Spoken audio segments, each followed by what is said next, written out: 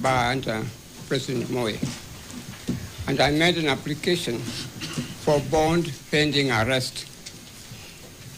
There was no provision in the Criminal Procedure Code.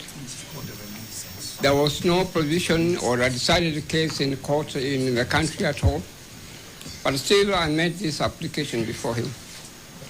And to my pleasant surprise, Justice Madden gave me the order of bail pending arrest. And bail pending arrest became law of the country. It helped very much a lot of people who were being arrested during the time President Moi was in power. My Lords, what you have before you, I'm inviting you very respectfully that you have to take into account what is happening in the country. Here it is, Deputy President of the country. The executive is asking for the Conservatory order to be lifted. Deputy President is not a small position in the hierarchy of Kenya at all. He has overwhelming political following. Himself and our President, President Ruto, work together jointly. And they won the election. One of them became president, another one became deputy president. In my view, the two are inseparable. And you cannot take one and leave another one at all. The moment, my lords, you lift the Conservatory order, there could be a problem in the country. There could be trouble in the country. Currently, I'm advised the poll rating of our Deputy President is 70% in the country. He has won a lot of sympathy votes from those even who didn't like him at all. 70% is quite a big percentage. I've taken the trouble to read the jurisprudence of United States on impeaching. The first country, of course, that came up with the doctrine of impeachment was the United Kingdom. And thereafter, it was taken up by America. And there is a lot of write-ups, a lot of cases where a lot of people have been impeached. A lot of officers of the state have been impeached, but none of them has succeeded at all in impeaching a president. No president in the United States has been ousted because of impeachment at all. We are a young country. We have got our own problems. Problems of extreme poverty. Our people now are wallowing in poverty. They cannot get a meal. Those of us who happen to be in a certain class are lucky. People like Camino can talk about going for lunch. There are some people in this country who can talk about going for lunch at all. Our people are in a very poor kind of situation. We have problems of tribalism. We are still a tribal society. We cannot pretend that we are more sophisticated at all. We have problems to do with the conservation. We have got problems around ourselves. Our neighbors are not doing very well. Somalia, Sudan, and etc. They are not doing very well at all. I am submitting to you very respectfully. These are factors that you cannot afford to ignore. You cannot afford to ignore them at all. And it will be a disaster. It will be devastating for this court to proceed and lift the Conservatory order and bring in Professor Kindiki as Deputy President. I don't know very much about Professor Kindiki. I have nothing against him. He has never wronged me. And I don't think that he has ever said anything anywhere against me at all. I have nothing against him. But all that we are very much interested in at the moment is to make sure that we have one country. May I remind you, the court, the Honorable Court, very respectfully. Whenever there has been a great departure from the Constitution of Kenya or from constitutional jurisprudence, there has been a problem around. In 1980s, 81 and 82, that's a time when a lot of people were being thrown into detentions. People like Paul Mwite were hiding somewhere else in embassies, I think in embassies offices and so on, because of what was happening there to take a cover. I was personally in detention at that time. That is the time when we had a coup in the country. In the year, I think it's 2007, we more or less had also chaos in the country. The point I'm trying to make to you, my honorable judges, what we have before you, a conservatory order, may look a very small matter, but it's a very big issue when it is looked at and is examined, analyzed in relation to the present position in which we have in Kenya.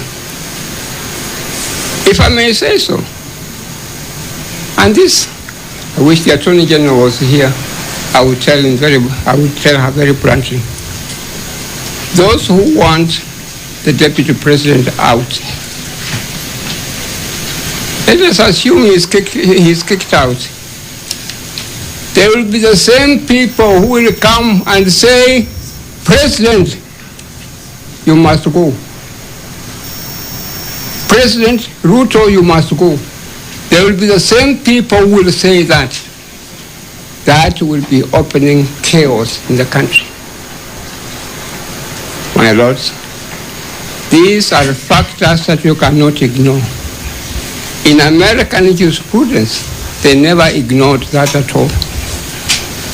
When Clinton was charged with the offense of moving around with Len Whiskey and other women, he had quite a number of women that he was having sexual relationship with and so on. Somehow, as the state continued to adduce evidence, the Americans found that Clinton's becoming more and more popular in the country. Those who wanted to see Clinton impeached had to abandon the idea of impeachment because he was becoming a very, very popular president. And moving him out of the position of president could have brought chaos and misunderstanding in the country. So, my lords, I'm saying to you again very respectfully that please do not try to lift the conservatory order as my land friends are asking for. I hope my little girls have brought my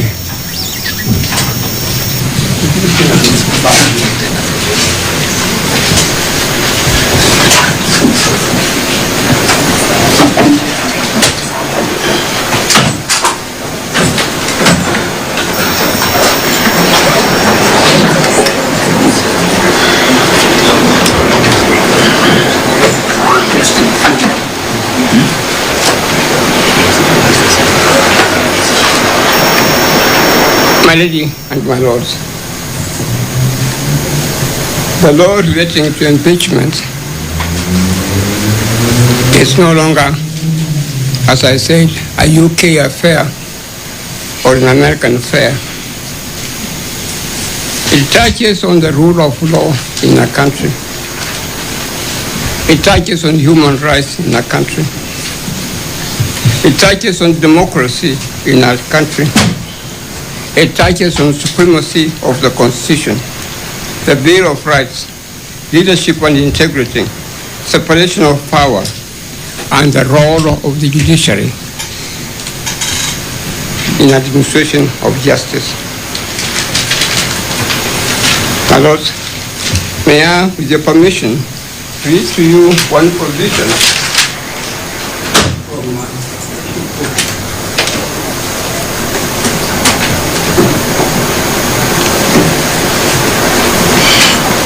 this is referred to Article 150, page 492, a commentary in the Constitution of Kenya, page 150. May I read it to you? 492.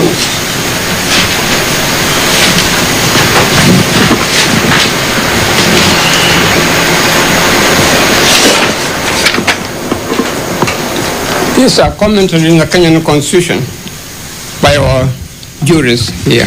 And this is what they say. They say some able words which are eye-opener.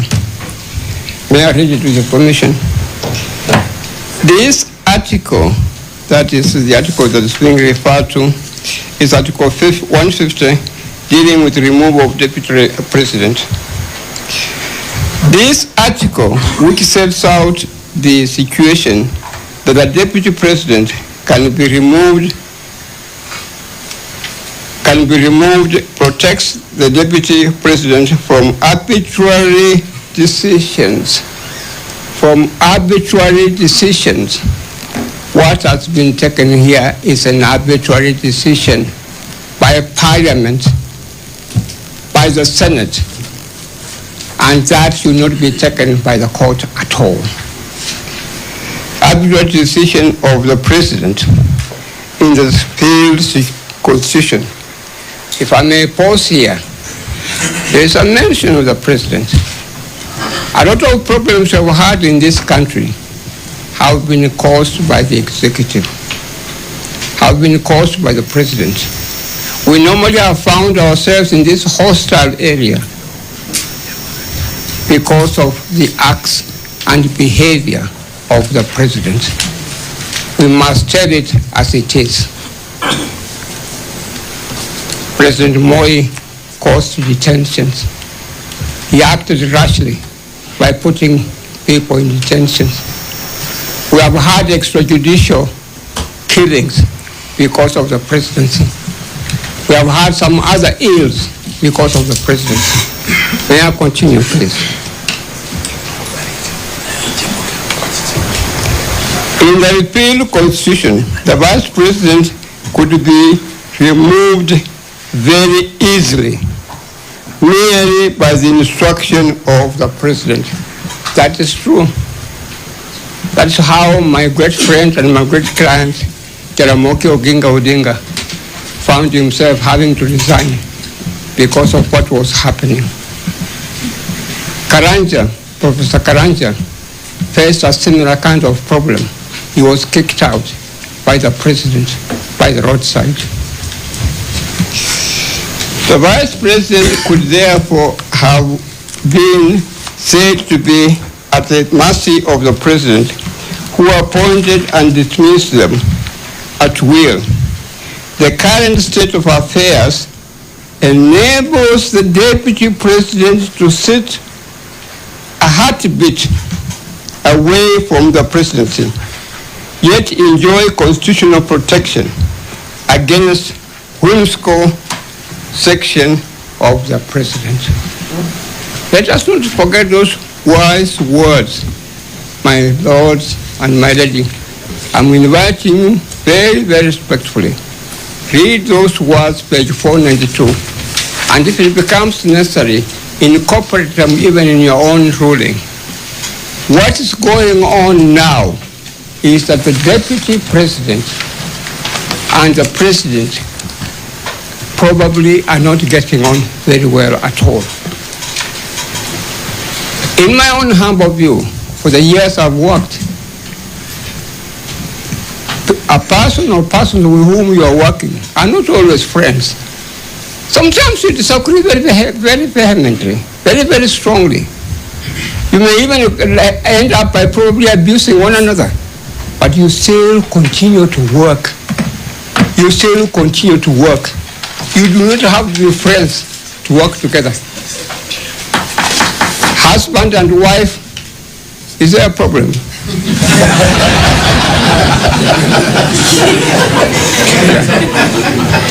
Husband and wife, and I've handled such cases. Husband and wife may be people who do not get on very well at all. They cook separately, food in the house. They sleep in different rooms and so on. But they have made up one decision. They do not want divorce. They want to make sure that the children are brought up in a family. Russia and America are not getting on very well at all. But if you go to Moscow, you will find American lawyers, American medical doctors, American businessmen. If you go even to New York, the same thing, you'll find Russians. To have a relationship, you do not have to be friends at all. The fact that the president now and the deputy president do not talk to one another, it does not matter. At the beginning, they were talking very well. They were talking to one another very well. Rachel and Rachel and Dorcas were great friends. Some of us were very happy that you could see two wives, two presidents, all of them looking like people of the same family.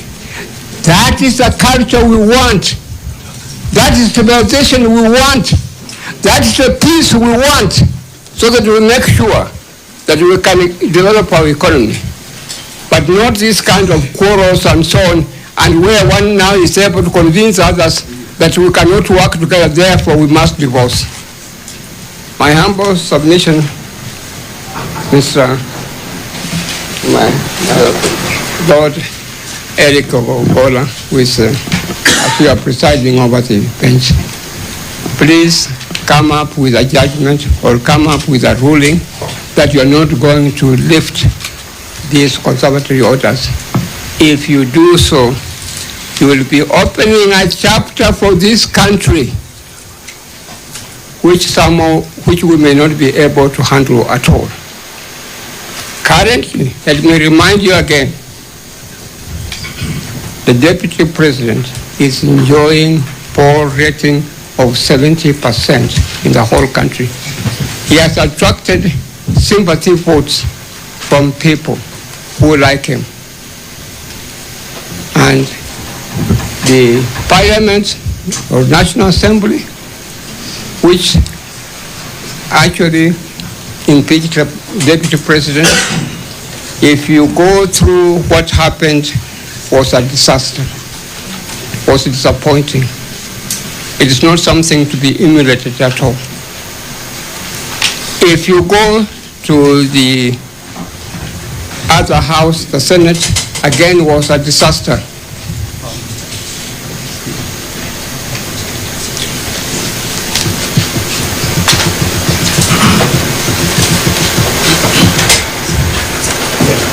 Can I continue, my Lord?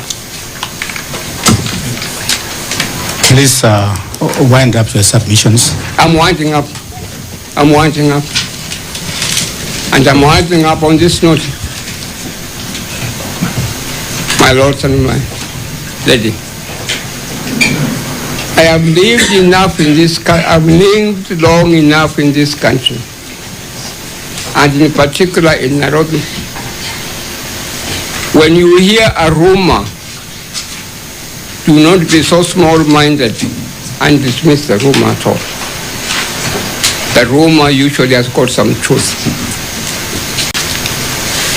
So that when you hear Paul Mwita has been bribed, don't dismiss it quickly. There may be truth in it. When you hear Kibe was seen with so-and-so, don't dismiss it quickly. There may be truth in it. This is the ability that Justice Madden had, and that's why he was able to rise to where he was. The ability to be able to know what's going on in the country and so on. We are a corrupt country, and Besha still controls the country. It controls Parliament. It controls Senate. Let it not be said it controls petition. Thank you.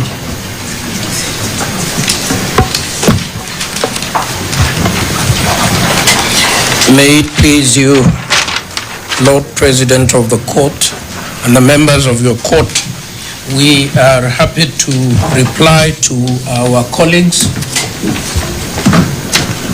Somebody has come from the woodworks. My name is Mosongo. I appear for Sharia alongside John Mariri. Sorry. I was just requesting for 5 minutes. I'm on high demand, so I beg to leave the court. I'm going to deal with some other matters.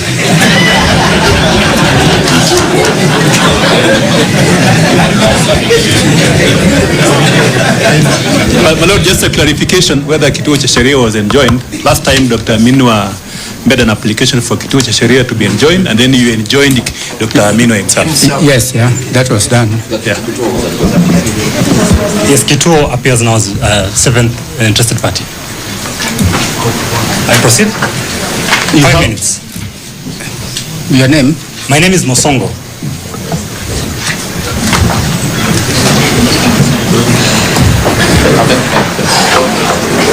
I proceed? Yes, please. Thank you so much. Your Lordship and your Ladyship. At Kituo cha Sheria, our slogan and motto is that we care for justice. Our intentions at all times is to uphold the Constitution and ensure access to justice. And we have been, for the past 50 years, been recorded as an organization that promotes that. For sure, I'm not 50 years, but I do stand on the shoulders of giants who have been there before me.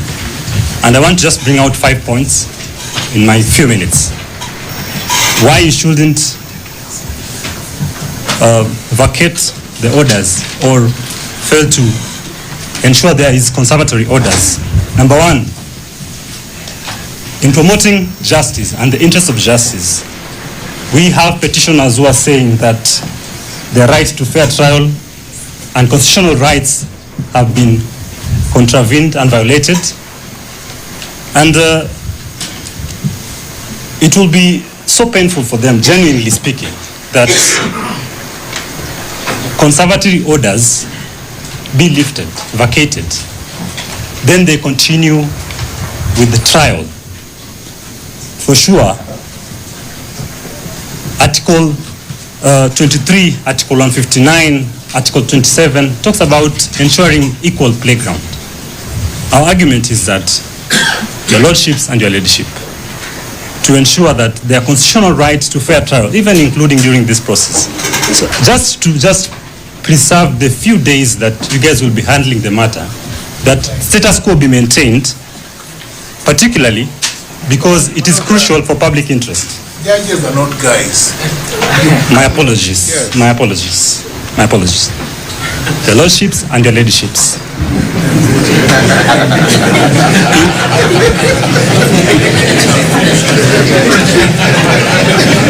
Your Lordships and your Ladyships. If I may proceed. It is indeed in public interest, genuinely, that, and for stability, that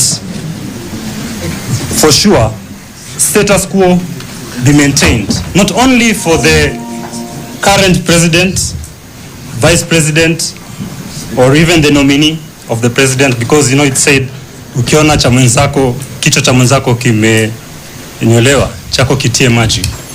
It is critical even for future vice presidents to deputy presidents to have their rights safeguarded, and at least the courts provide a guideline on how Article 145 is to be exercised. And for sure, we also think that and argue that procedural integrity and legal precedent that you are at this point making, your Lordships and your Ladyship, it is important that the court at least safeguards the petitioners who are claiming their rights have been violated, and they need a conservatory order pending the determination and final outcome, so that it doesn't embarrass the court ultimately when now you make a finding that for sure the entire process could have been flawed. We argue that to also avoid arguments that possibly there would be potential bias, we encourage the lordships and the leaderships to really consider that, as I wind up, that let's ensure that there are no allegations from both sides that justice was not served. It's imperative that at all times justice be seen to be done in line with Article 159. And lastly, they are arguing, the petitioners, that irreparable harm will be occasioned upon them. And it is in the interest of justice that they be accorded that one final bullet, last chance to be able to benefit their right before the final outcome of this honorable court. I humbly pray that your lordships and your leaderships, please do not vacate the orders. Thank you so much. Thank you very much, presiding judge and the members of your court.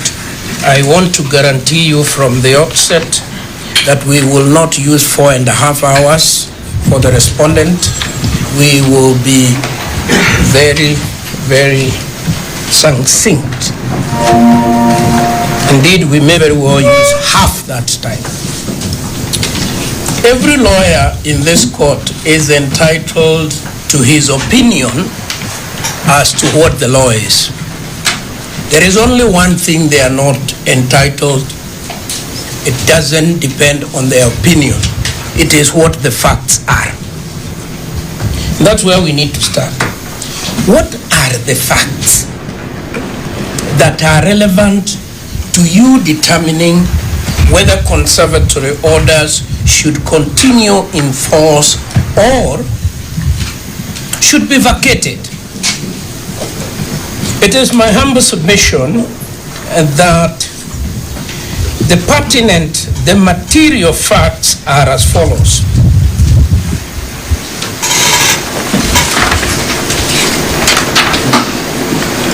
On the 17th of October 2024, the Speaker of the Senate gazetted the removal from office of the former Deputy President, the Honorable Gachagua, by dint of Article 157, sub-Article 7.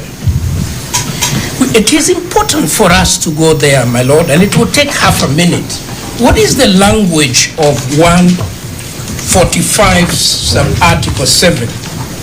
It is this: if at least 2/3 of all members of the Senate vote to uphold any impeachment charge, the President shall cease to hold office.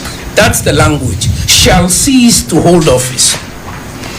As at the day and the time and the minute that Senate voted, the Deputy President ceased to hold office. I hope this doesn't disappoint my learned friend Teresia Kemodo of Teresia Kemodo and Company Advocates, who wants an apology. The Deputy President ceased to hold office. But something else happened. An intervening fact is that on Friday the 18th of October, via a special sitting of the National Assembly, the Honorable Professor Kindiki Kithure,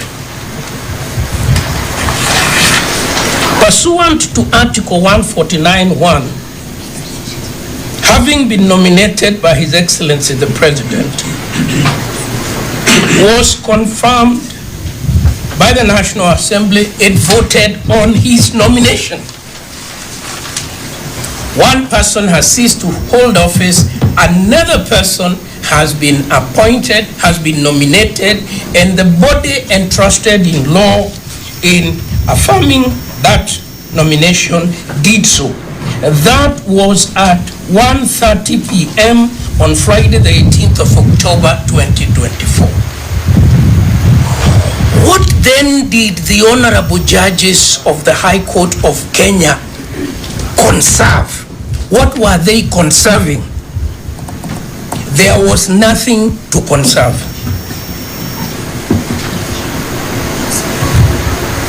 In the logic of the law, we've been told that, a lot about why the Constitution is very important, why it's very special, why it's very transformative, why it's not like the Constitution of other countries.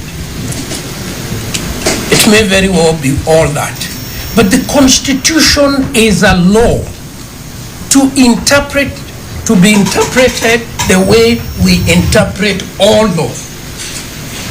When we read a will, we don't start searching for the spirit of the will, because the will is speaking.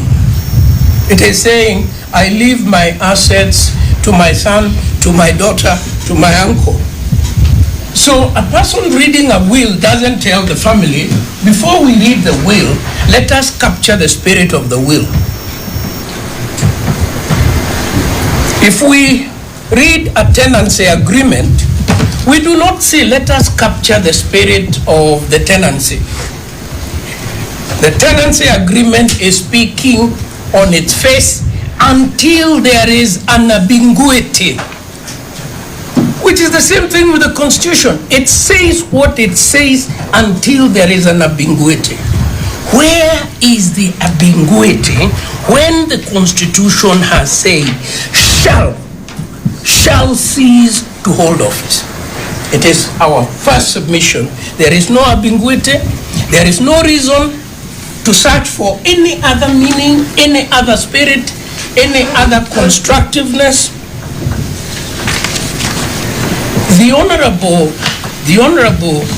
The petitioner is aware of that. There is an affidavit here called supplementary affidavit in support of the petition. What does it say in paragraph 22? In this case, however, Kithure Kindiki was unqualified because he had not been a member of UDA political party for 3 months preceding the nomination. He was ineligible for nomination to the elective position of Deputy President under Article 37 on the 18th of October 20, when the vacancy arose. This is not the Attorney General's affidavit, it is the petitioner's affidavit. So that his lawyers may be acting contrary to his express instructions, because he has sworn an affidavit in which he acknowledges that that office became vacant. It is our second submission that when the so-called conservatory orders, and my colleagues will demonstrate that these are not conservatory orders, these were mandatory injunctive orders of a nature not contemplated by the Constitution in this circumstance. At 1:31 p.m., when the conservatory orders both were issued, both in Kerogoya and in Nairobi, there was nothing available to conserve. The substratum of their complaint had been overtaken by events. And so much so, my lords, that, and my learned friends will take you through this, there are several judges who were approached to give conservatory orders, including this bench, and you said there are matters here already overtaken by events. That news may not have reached other parts of the country. Very briefly, I will argue the public interest. My lords, this Constitution is a constitution to protect everybody. Sometimes it is cited as if it was tailored only to protect a section of the society in Kenya. It is for everybody, including the institutions that it establishes. It is to protect the judiciary. It is to protect the legislature. It is to protect the executive. We are told continuously that the executive is a problem. The executive is a problem. The executive is also protected by law. The president has a power donated by this constitution to nominate a deputy president. He did that. He has a power to send that name to court, to parliament. He did that. Parliament has a power to vote on that vote. It did that. But it is being suggested that that in itself finds no protection under the Constitution. What finds protection in the Constitution is the Conservatory order that came from Kirogoya. Kirogoya, yeah. A place called Kirogoya.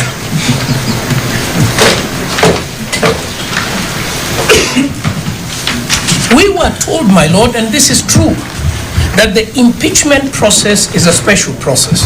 It's sui generis. It is neither civil nor criminal. It's a process sui generis. That is why, and this cannot be said many times, enough times, that is why the framers of the Constitution do not say that a vice president will be brought to the Supreme Court of Kenya and tried for violations of the Constitution. It is a political process. It goes to a political chamber.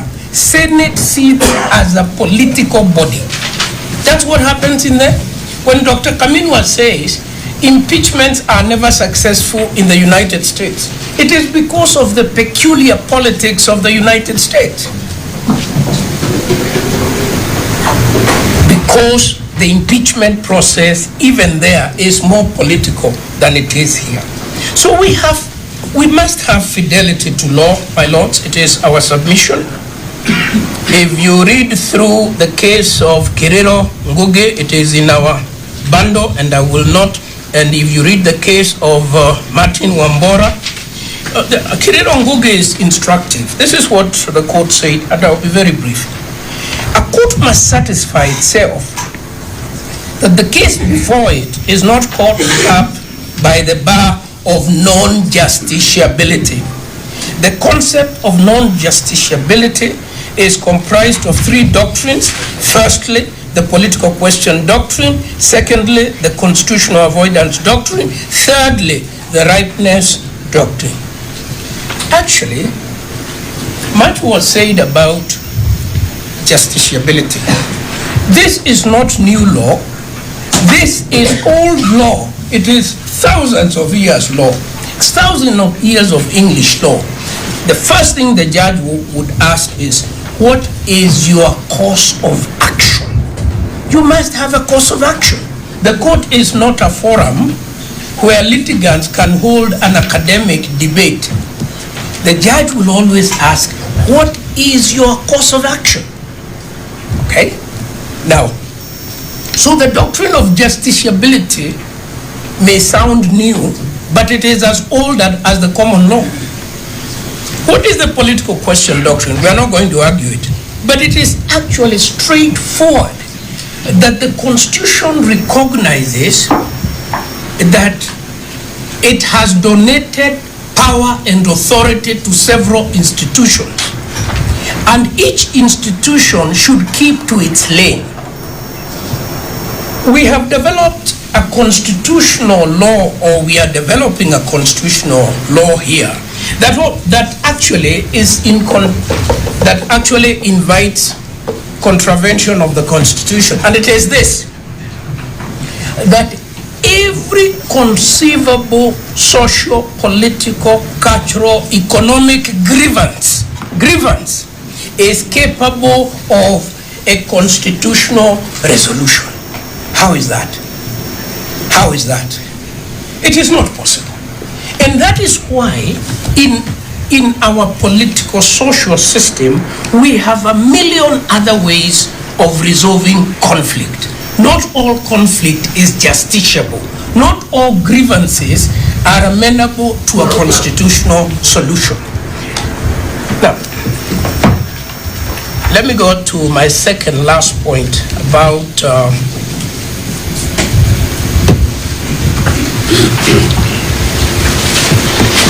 I want to take you to the case of County Government of Kisii and two others versus the Independent Electoral Commission. It is a 2024 decision, and this is the last thing I'll say before I invite my colleagues to come in. The gracious lady will not have to bang her gong.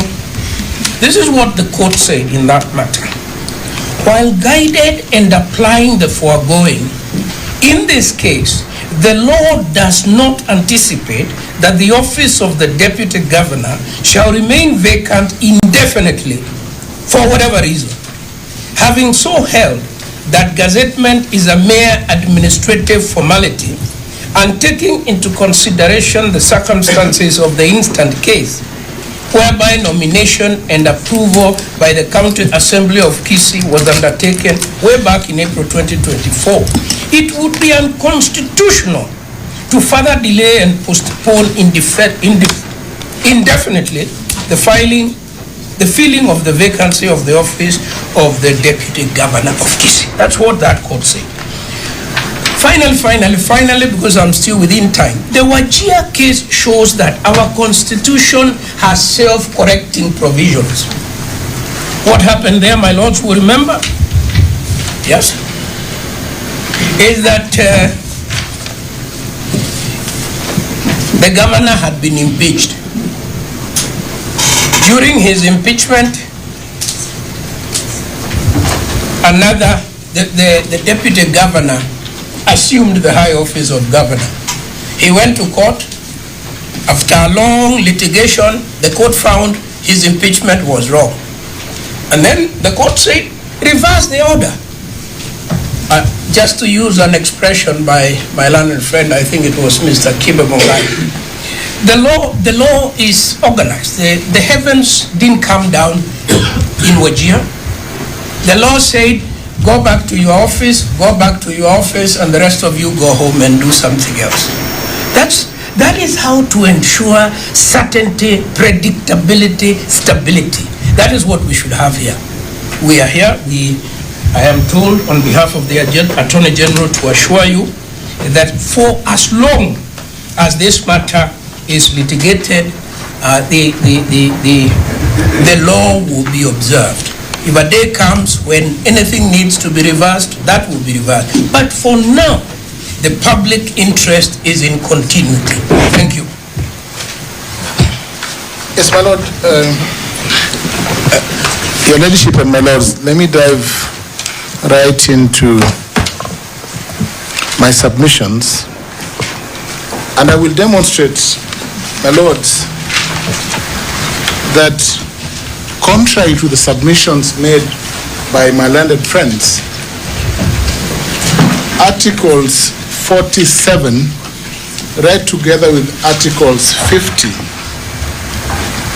and Article 25(1)(c on the right to a fair hearing, were complied with.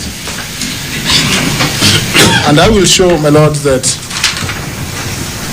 as of the time that notice was received in Senate by the Speaker on the 9th of October 2024, notices were issued to the petitioner to file all the documents as prescribed and to defend himself to every question that was raised in the National Assembly, which, my lord, you recall, had voted by 282 members to impeach the Deputy President. The right of fair trial, fair administrative action under Article 47, and the right to a fair hearing were therefore preserved. And I will just demonstrate as I move on to show that once the 16th and the 17th were gazetted as the dates when the Deputy President would be heard, and that would be the Wednesday and Thursday of October 2024, the motion, the 7-day period when motions and pleadings were exchanged, then commenced. And all parties were aware that the Senate investigations would take 2 days. Your Ladyship and my lords, parties were then invited to respond to every allegation. This was a two-tier trial, my lords. The National Assembly, sitting as the initial chamber that received the impeachment motion, voting in the affirmative for the impeachment motion, no-brainer. The Senate as a trial chamber, my lord, Articles 94 and 95, donating powers to Senate and to the National Assembly respectively.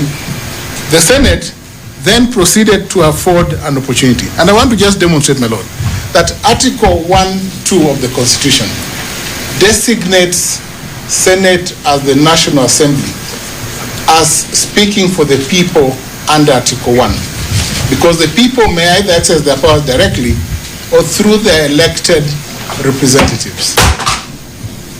So my lord must read the Constitution in the sense that the Constitution then, speaking through the people, Senate was the trial chamber that undertook the trial as by the Constitution contemplated. My lord, what happened on the 16th was the commencement of the trial. And it's important to respond to this factual question, that the petitioner participated in the entire trial. Only the petitioner, my lords, had the opportunity to cross-examine all the witnesses presented by the National Assembly that presented this case before the Senate. Senate sitting as a trial chamber as a whole, and therefore as a quasi-judicial body, each senator considering the allegations and bundles served to every senator prior to the trial. My lords, it was on the 17th, and this is an important distinction. At 2:30 p.m. after Senate had adjourned at 1:15 p.m., that Senior Counsel Paul Mwite presented to Senate an adjournment on the basis that he could not trace the petition of the Deputy President at the time. He informed the Senate that he had learned of his client's illness but did not reach him. He then sought an adjournment to 5 p.m. He had 2.5 hours to trace his client. My lords, there's a curious point here, and this is important, my lords. The provisions of Article 145, 5 and 6, and I want to refer to those articles, provide, my lord, that at an impeachment hearing before Senate, a party may be represented. 145.5, the President or Deputy President shall have the right to appear and be represented before the special committee during investigations. This article was wholly satisfied because the Deputy President was present throughout the trial. My lord, then Article 145.6 A and B then step in. If the claims have been substantiated, the Senate shall, after according the President an opportunity to be heard, vote on the impeachment charges. My lord, Senate accorded the Deputy President an opportunity to be heard. How was that accorded, my lords? That was accorded, my lord, first to be heard through the pleadings filed in Senate. That is one. But number two, my lord, he was present during the entire presentation of the case by the National Assembly. But third, my lord, he was given and afforded an adjournment at 2:30 from 1 p.m. to 2:30. At 2:30, he was accorded an adjournment to come back at 5 p.m. My lord, what happened at 5 p.m. is summarized at paragraphs 25 to 28 of our submissions, and it goes like this, my lord. At 5 p.m., my lords, the Deputy President, the Counsel for the Deputy President, Senior Counsel Paul Mwite, submitted or told Senate that he could not trace his client, but that he had been admitted at Care Nostrum. He neither presented a medical report nor a report from any doctor. And that is an important observation. But beyond failing to present any document to demonstrate the truthfulness of the health status of the Deputy President, my Lord, Counsel and his team, Senior Counsel Paul Mwite, Eminent Counsel Elisha Ongoya, and the entire team proceeded to walk out. And why did they proceed to walk out, my Lord? Perhaps they did not read the wording of the Constitution and or the standing orders. Because a party, my lords, may be presented or may be present at trial by himself or through an advocate or representative. In this case, my lord, every opportunity was presented to the respondents to present, but they opted, my lord, not to proceed and not to provide any document to Senate at that point to, my lord, confirm, my lord, at the point that their client or the Deputy President in that matter was unwell and admitted. Senate then proceeded, my lords, to vote on that question. My lord, this is where Standing Order 85 comes in, and Rule 6 and 7. I will elaborate. Number one, my lord, under Standing Order 85, senators on a procedural motion may vote by acclamation. That vote was carried and Senate then voted to proceed. My lord, the catch here is Rule 12 of the rules that govern the proceedings. Once the 16th and the 17th of October 2024 were gazetted as the days that we had to proceed, that Senate proceeded, my lord, the proceedings had to be sequential and could not be stopped because of the requirement that the proceedings were time-bound and were to conclude in 10 days. The last day, my lord, that the proceedings were to conclude was the Saturday, the next day. My lord, unfortunately, Senior Counsel Mwite, and the Hansard will demonstrate this, my lord, had applied for an adjournment to the following Tuesday. My lord, we have demonstrated that the petitioner dragged the carpet from his own feet, deliberately decided to sabotage his own appearance when he had been in court for in Senate for the last 2 days up to 1:15 p.m.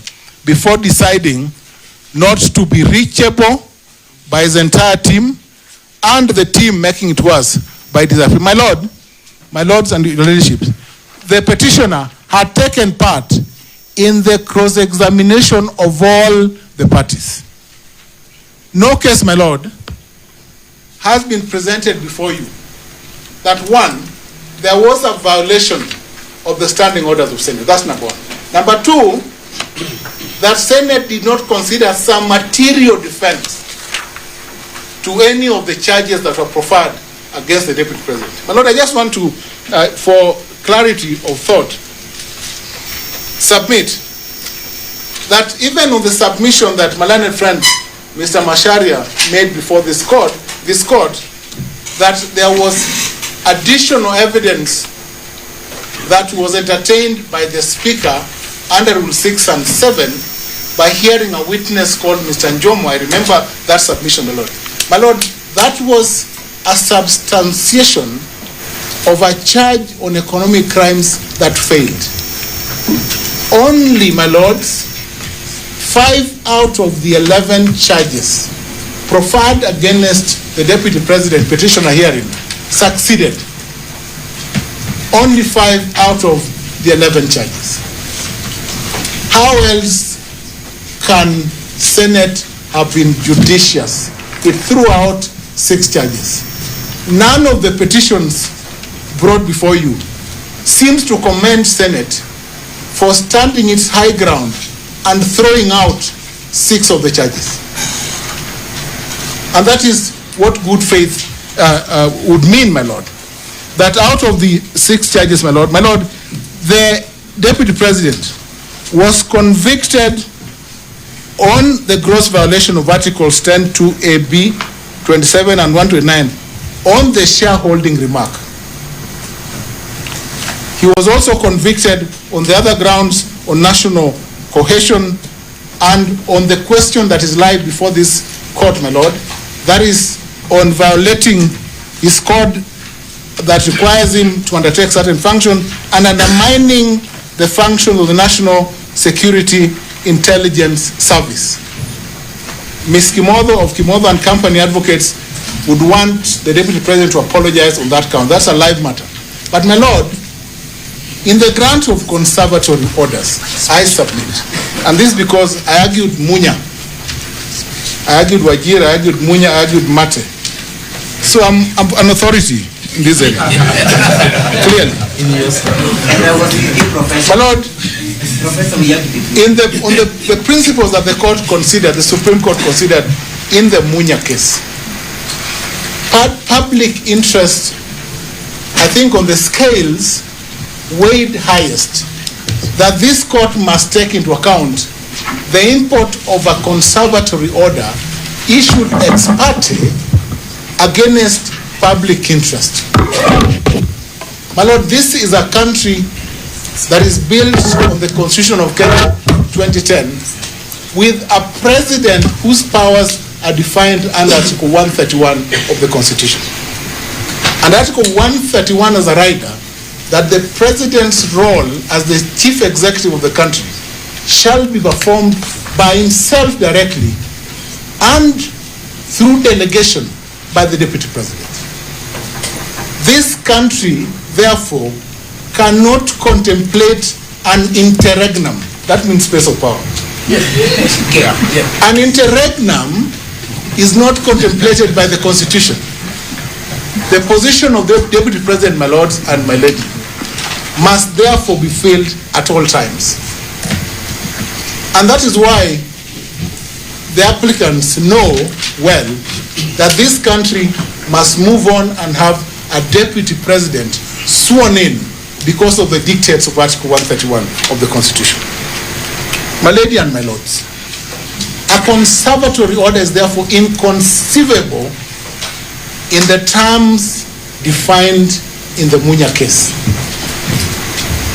A conservatory order of the nature issued by Justice Mwongo is not only unfeasible, but flies in the face of principles of public interest. The interest in Meru County then was to avoid an interregnum in the governance structure so that Meru County could not collapse. And we took the bold measure to go to court at that time to protect women. This court would only use that authority to support the appointment of His Excellency Honorable Professor Kivure Kidiki, so that this country moves to the second level. I would urge you to discharge the conservatory order on that principle alone, that the wider public interest is greater than the interest of the former Deputy President of the Republic of Kenya. But Lord, wherein would his remedies lie? Malayan friend body will submit. If it is a salary of 1 month, that would be compensable by damages. If it is a week's salary that is 6 that I should have been or to have been Deputy President, that would be compensated in monetary terms. But this country, my Lord, cannot be at a standstill and be held through litigation, because we need to have that position filled. My Lord, if I move to the other point, my Lord, we have submitted that since every opportunity was accorded to the Deputy President to present his case, and that he failed to present his case, my Lord, every argument before this court by Malane friends on the import of the processes of an impeachment fall on their back. They fall on their back, my Lord, because the authority in my movie Sonko and Nairobi City County Assembly, and again I argued this one, my Lord. In fact, I was in this matter. In this case, my Lord, the impeachment was upheld. In this case, Michael Mbuvi Sonko had sought to fault the process leading to his impeachment because there were no reasons given for the impeachment. The Court of Appeal rightly stating that one, there was the Hansard that contained reasons. Two, my Lord, in terms of an impeachment, my Lord, Mike Mbuvi was challenging the approach where the Senate sat as a whole, as a committee of the whole. The court finding, my Lord, that is an option that is open to Senate and cannot speak to the lawfulness or otherwise. Council on the other side submitted that there was need for a committee. Senate, in its proceedings, my Lord, in its wisdom, had voted to proceed through the whole House and accorded the petitioner all his rights that were due to him at the initial stage, only for the petitioner not to avail himself to take advantage of the second opportunity to be heard. My Lord, we submit, my Lord, that unless the processes of Senate are faulted by my learned friends, the impeachment became final when the vote was taken before midnight on the 17th. And His Excellency, the Deputy President, Rigathi Gachagua, stood impeached henceforth. Unfortunately, my lords, this is an impeachment which has no comeback. It is like a death. You have died. You can't come back to life. But you can have certain claims in succession.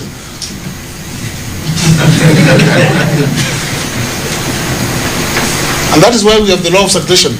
Rights and remedies then come into question. My Lord, set aside the conservatory orders. Let us move on, my lords.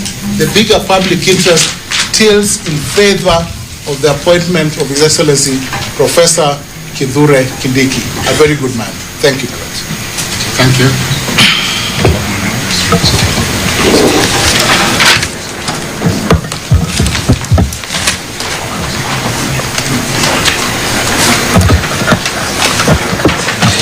My Lord and my Lady, my name is Modhomi Nkolu for the second interested party, and to that end, we have filed a notice of preliminary objection dated the 24th of October, the year 2024.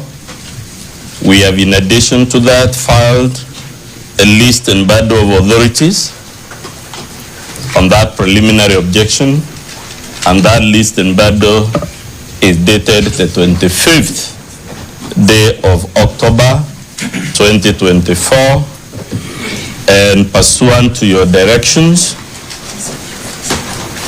those are the battles, my Lord. I would suggest you hold them close to you because I'll be referring to them shortly.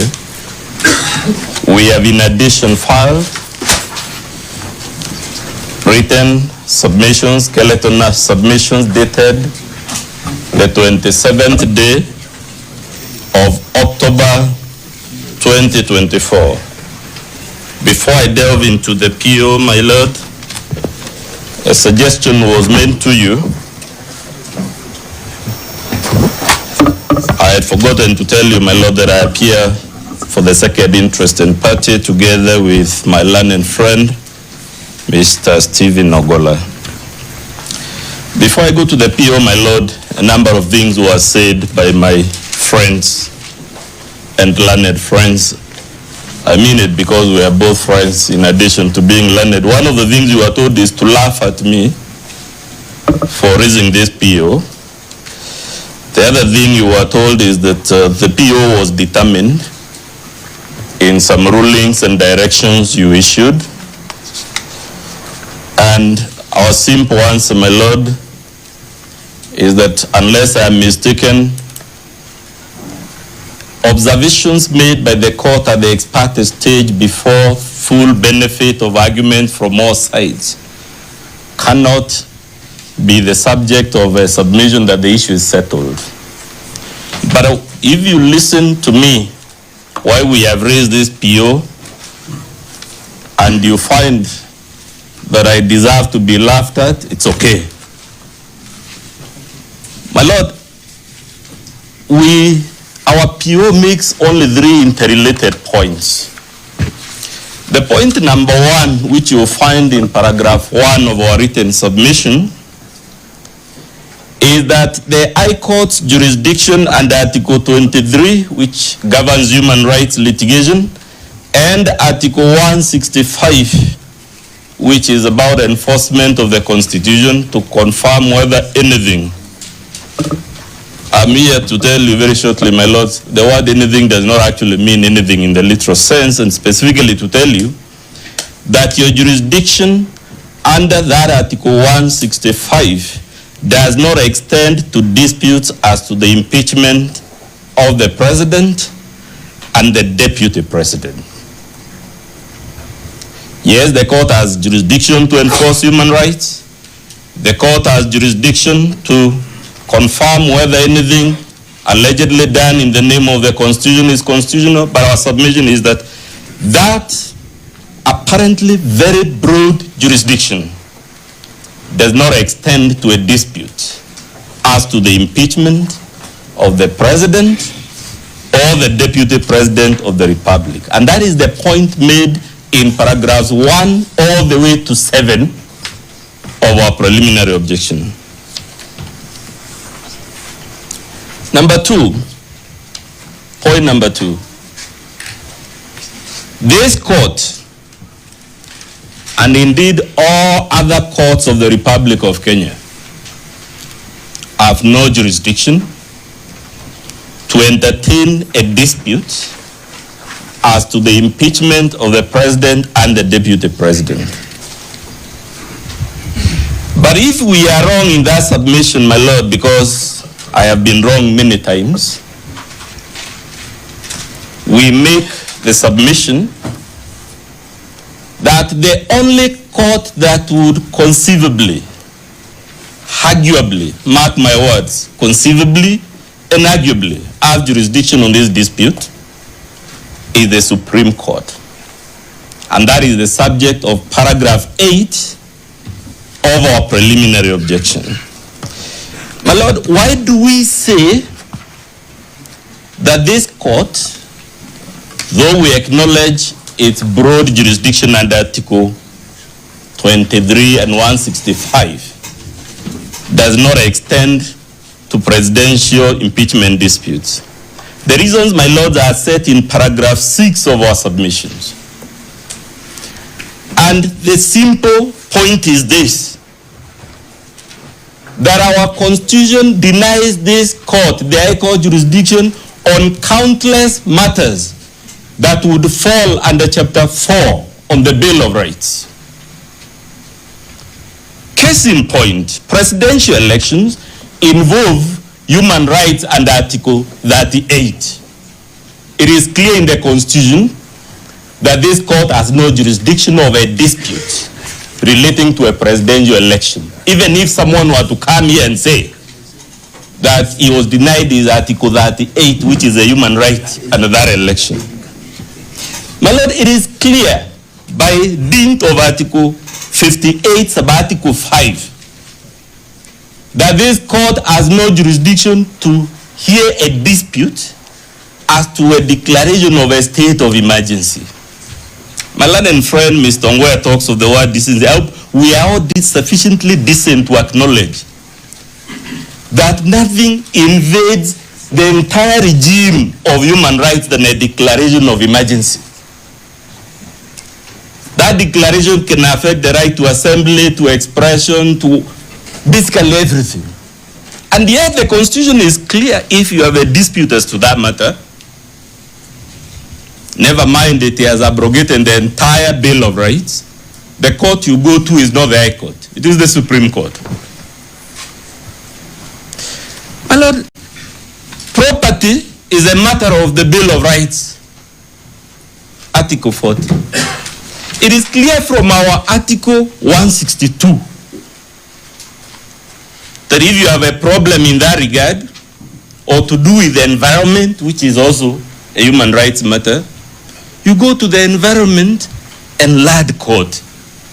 So, my Lord, I'm here very humbly to tell you, the mere fact that someone has run to you screaming Article 23, Article 165, does not without more mean that this court has jurisdiction to hear that matter. In other words, my Lord, for you to exercise jurisdiction over this matter, you've been told many matters, and as far as we are concerned, the matter before you, the substratum, is the impeachment. These things you're being told about Professor Kindiki are diversionaries or subsidiaries, because without the impeachment, we will not be talking about Kindiki.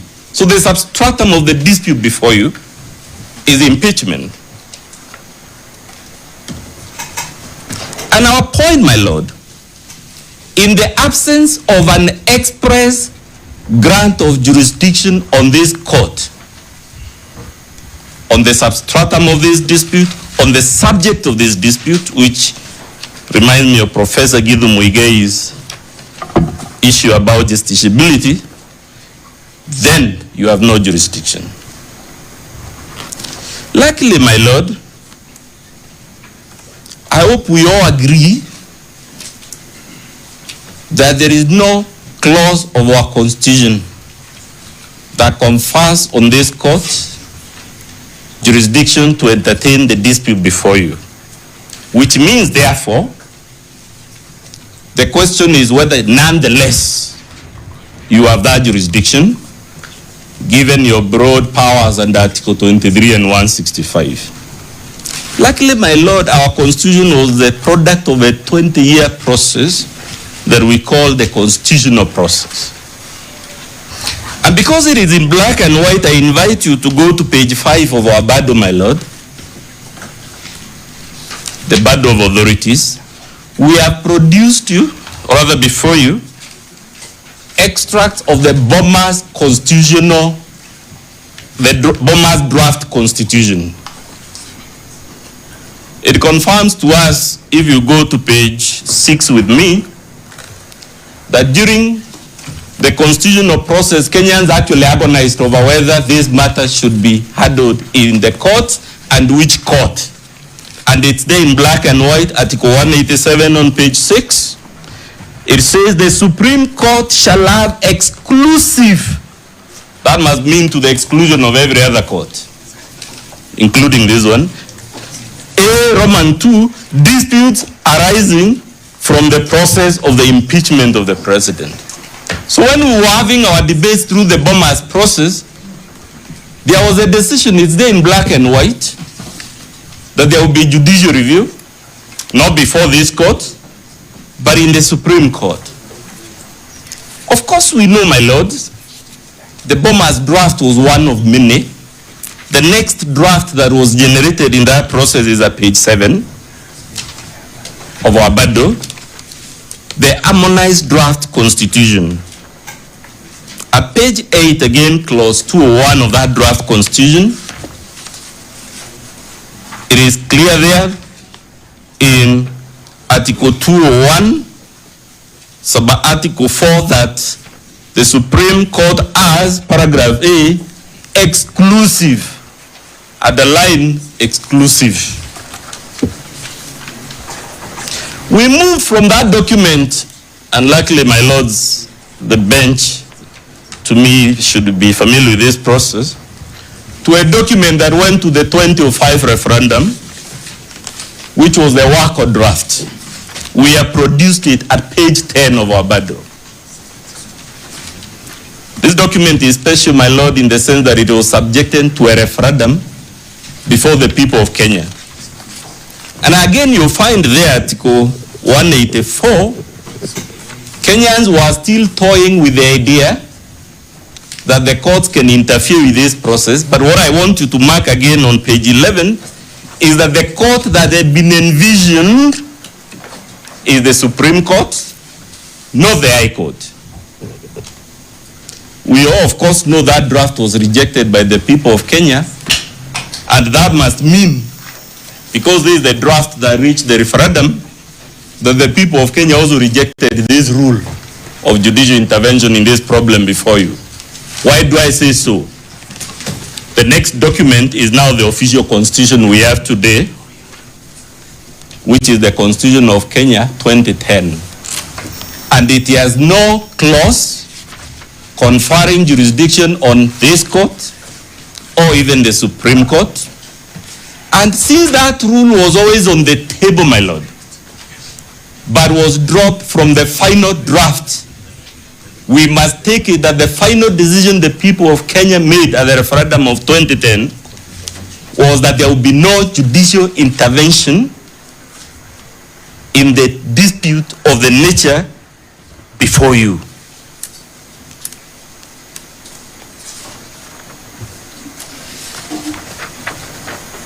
You are told that we have cited Article 144, yet it is irrelevant. Let's see shortly whether it's irrelevant.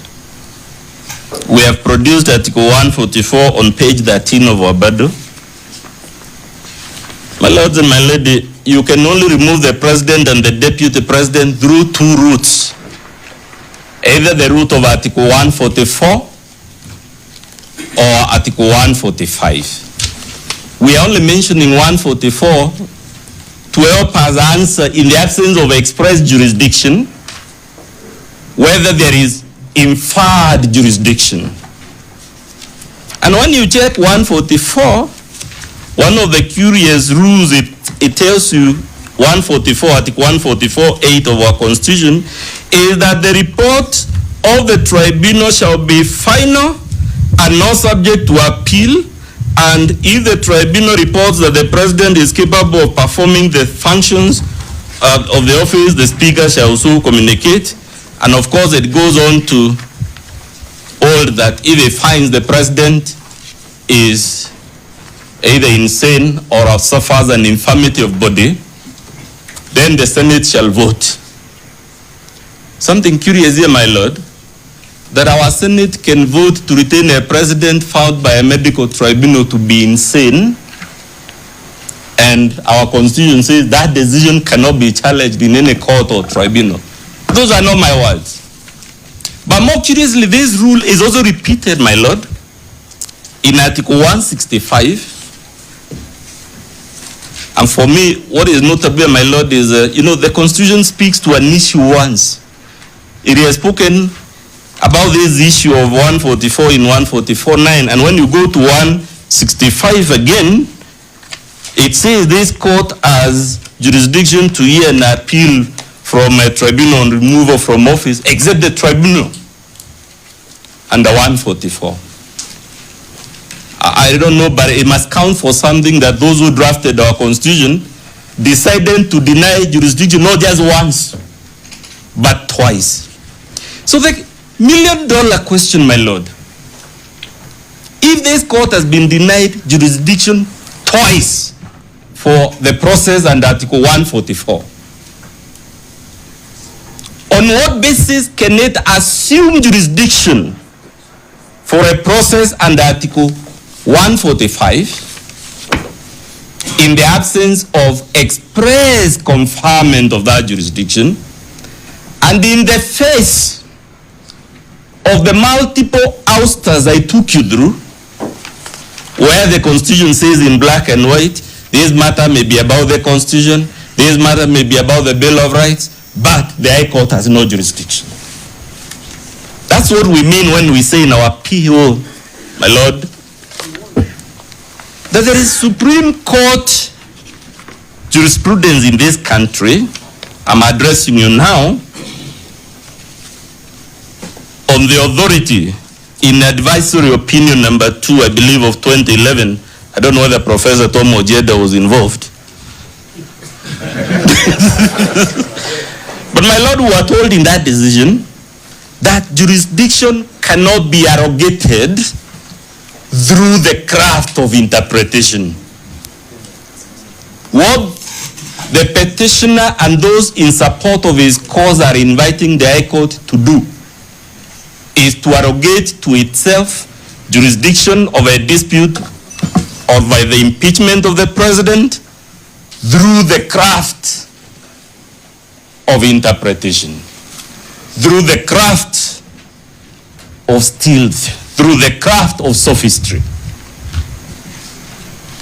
Jurisdiction is something the court either has or does not have.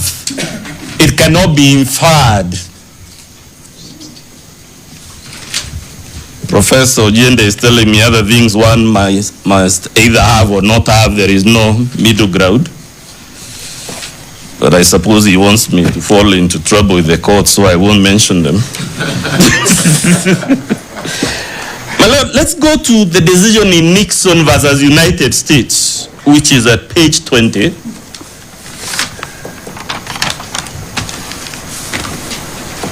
Again, you are told to laugh at me because this decision is from the 19th century. I will invite you to note it's a decision issued in the year 1993. I was in upper primary school in 1993, and my students say I'm still fairly young. So this is not a decision from the 19th century, my Lord. But I also want to point to you, 1993 is so recent, coming from the United States, a country that has had a constitution running for close to 300 years now and counting. Why this decision is important, my Lord, is several reasons. One, it is a decision from the United States Supreme Court. Two, our law on impeachment, and I hope again we have to quote my good friend Ongoya, the decency to agree that it is from the United States Constitution we borrowed Article 144 and 145. Even if you check the rule now in issue, Rule 11 here, Rule 11 in this decision of the Senate. So this decision, to the extent that it comes from the highest court of the country from which we got this idea now before you of impeachment, must surely be persuasive, even if not binding on you. But more important, it is also about impeachment. What happened in this decision, my Lord, is quite interesting. The person who had been impeached was a judge of a federal court in the US. He was sent to prison, but refused to resign from his judicial office. And because in the US, judges hold office for life, to the extent that he refused to resign, it meant the US Treasury was bound to continue paying his salary and emoluments while he was in jail. And of course, that absurdity was not going to be let go. The United States Parliament, called Congress, the House of Representatives and the Senate, took up impeachment and impeached this judge. But when you follow the holdings in this case, my Lord, they say at page 20 of Wabadu that a controversy is non-justiciable where there is a textually demonstrable constitutional commitment of the issue to a coordinate political department of government, or when you lack judicially discoverable or manageable standards or remedies for resolving it. I don't need to belabor the point. When you read the case, the Sonko case and the Wabora case, that is exactly what our Supreme Court has said, following this decision, that impeachment is textually committed. Those are not my words. They are the words of the Supreme Court of the US, the Supreme Court of the Republic of Kenya. And my Lord, we submit under Article 144, or rather 145, impeachment is textually committed to the Senate. But they also say the language and structure of the Constitution confirm that textual commitment of this dispute. More importantly, which is what the Attorney General Emeritus Professor Muige, if you go to page 21, my Lord, you are told justiciability is also refuted by the lack of finality inherent in exposing the country's political life, particularly if the president were impeached, to months or perhaps years of chaos during judicial review of Senate. We already know, I've been telling you how the other side wants to grind the wheels. we are told by the Supreme Court, my lord, this specter of the country being held on tenterhooks as this matter is fought here, is fought in the Court of Appeal. The average lifespan of a case in our Court of Appeal is 3 to 5 years, the last time I checked. Then going to the Supreme Court, we are being told the political life of a country cannot be held at ransom awaiting judicial determination. And more importantly, lastly, because my seniors are telling me I've been talking too much, so that I take my seat before they reprimand me, I want to refer you to page 32 of our Bible. And the reason I'm referring it to you, my lord, is many people will genuinely be shocked by this idea that a dispute like this is not justiciable. But there are good policy reasons for it. And if you read our page 32, which is that decision in Nixon versus United States, it tells you in black and white, there are sufficient safeguards embedded in the Constitution, including majorities, minimum voting thresholds required at every stage of that process, including the holding of a trial, including calling and cross-examination of witnesses. And because those safeguards, especially at the Senate, are in the nature of a trial, that's why Chief Justice Rehnquist tells us here that nobody should have to make every weather of the idea that this type of dispute is not justiciable. Lastly, you are told about political question doctrine and many things. I will invite you to note the courts of Kenya endorsed this doctrine as early as 2005. Again, the authority is on page 51 of our Bible. I don't have time to take you through it. We have produced the Sonko decisions. We have the citations, the quotes we've lifted in our written submissions. And all we are telling you, my lord, when all is said and done, is to do either of two things. Hold you have no jurisdiction. The consequence would be that these petitions must be struck out. The Conservatory order must fall by the wayside, having been issued by a court lacking jurisdiction. But if my lords find that too heavy and too radical, and therefore unacceptable to this court, I am giving you the alternative. If we must infer jurisdiction, because that's what you're being asked, let's infer it at the Supreme Court, which is the global practice, so that the matter is held of this nature is handled once and for all without subjecting the country's political life. That is the public interest we have just been told from the Supreme Court of the United States. That's all, unless there is a question for me. Thank you.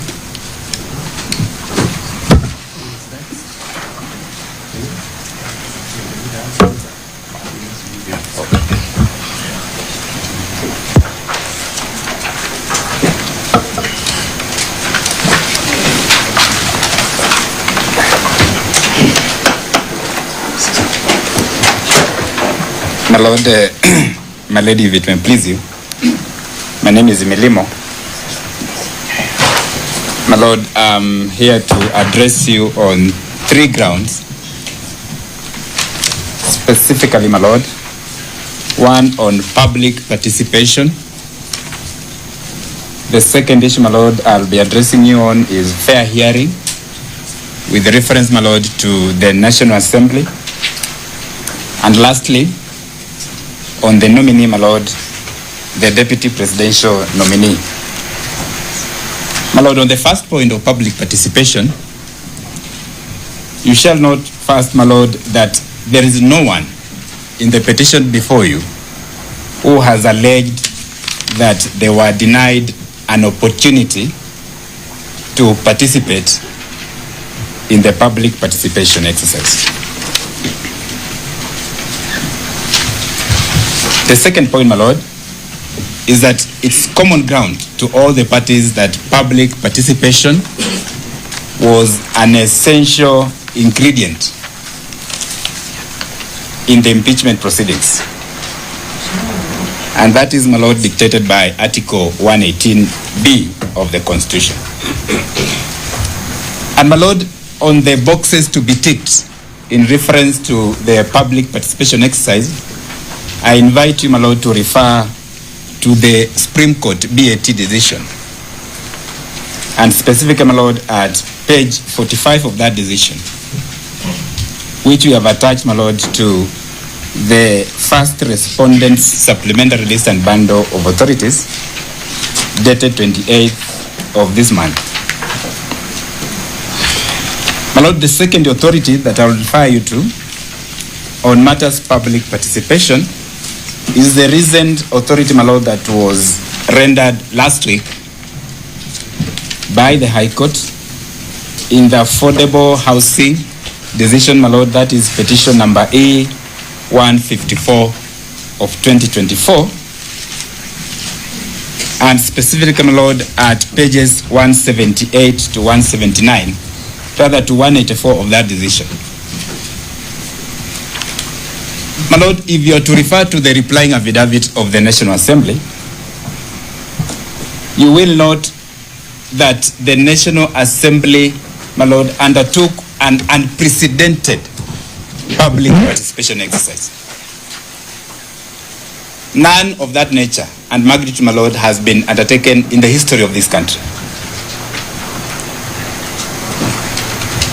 And my lord, I will refer you to the annexed public participation report, and specifically, my lord, at pages 427 to 555 of the replying affidavit of the National Assembly. And my lord, very quickly, you note that over 224,000 people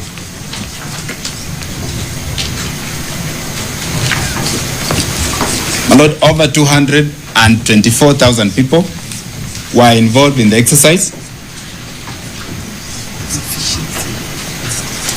where they volunteered to give their views. And out of those, my lord, you shall note that 65% of the people who rendered their views were in support of the motion. Is this submission for the lifting of orders or for petition? My lord, I'm trying to establish the fact that heavy weather was made, my lord, on the fact that there was no public We have participation. noted those heavy weathers, but you know, we need to be, because we are all lawyers and judges, we need to be specific to the issue before the courts. Some of the things which you say here are actually not meant for this forum. We've been trying not to intervene, but you know very well that a lot of submissions which have been made here are not for the proceedings today. They are meant for another proceeding altogether. So if you can just avoid them, the better for us. Yes, my lord, I stand guided. And then that... In other words, Mr. Milimo, you may spare us the submission on the sufficiency of the public participation. Correct, my lord. Yes, my lord, I stand guided, and I was just going, my lord, to refer you to one authority that we had, my lord, attached as authority number 1 in the supplementary list of authorities. If you are to look at page 4 of that authority, my lord, the sufficiency or otherwise of public participation exercise, my lord, is to be determined at the main trial. And my lord, therefore, I would agree with you that all I need to do, my lord, is to refer you to the report that I've indicated, my lord, that it appears at page 427, specifically the findings, my lord, to 455 of the replying affidavit. But my lord, allow me just to pick one thing out of that report. You are particularly, my lord, referred to one of the constituencies, specifically, my lord, Keio South constituency, where my learned colleagues, my lord, raised issues that indeed the figures did not tally. My lord, first, you shall note that the figures that were quoted by the petitioners, my lord, are contained nowhere in the public participation report that have been submitted before you. My lord, I want to believe that my learned colleagues got that information from sources other than the report that was submitted at the National Assembly. My lord, Keio South views, my Lord, are submitted are to be found firstly at page 289 of the report, my Lord, and it appears as item number 95. And this goes specifically, my Lord, to the hand-delivered and email views, where it was indicated that, my Lord, there was a total of 465 responses, and out of those, my Lord, 455 were in support.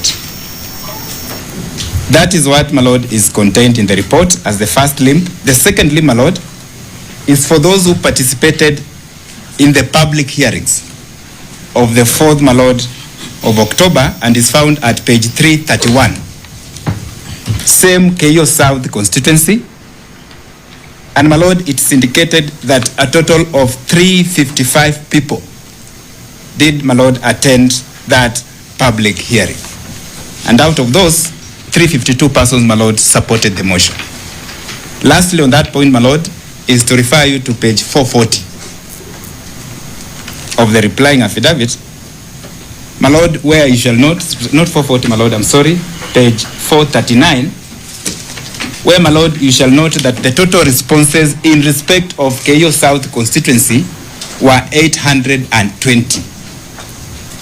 And that out of those, my Lord, in support were 807.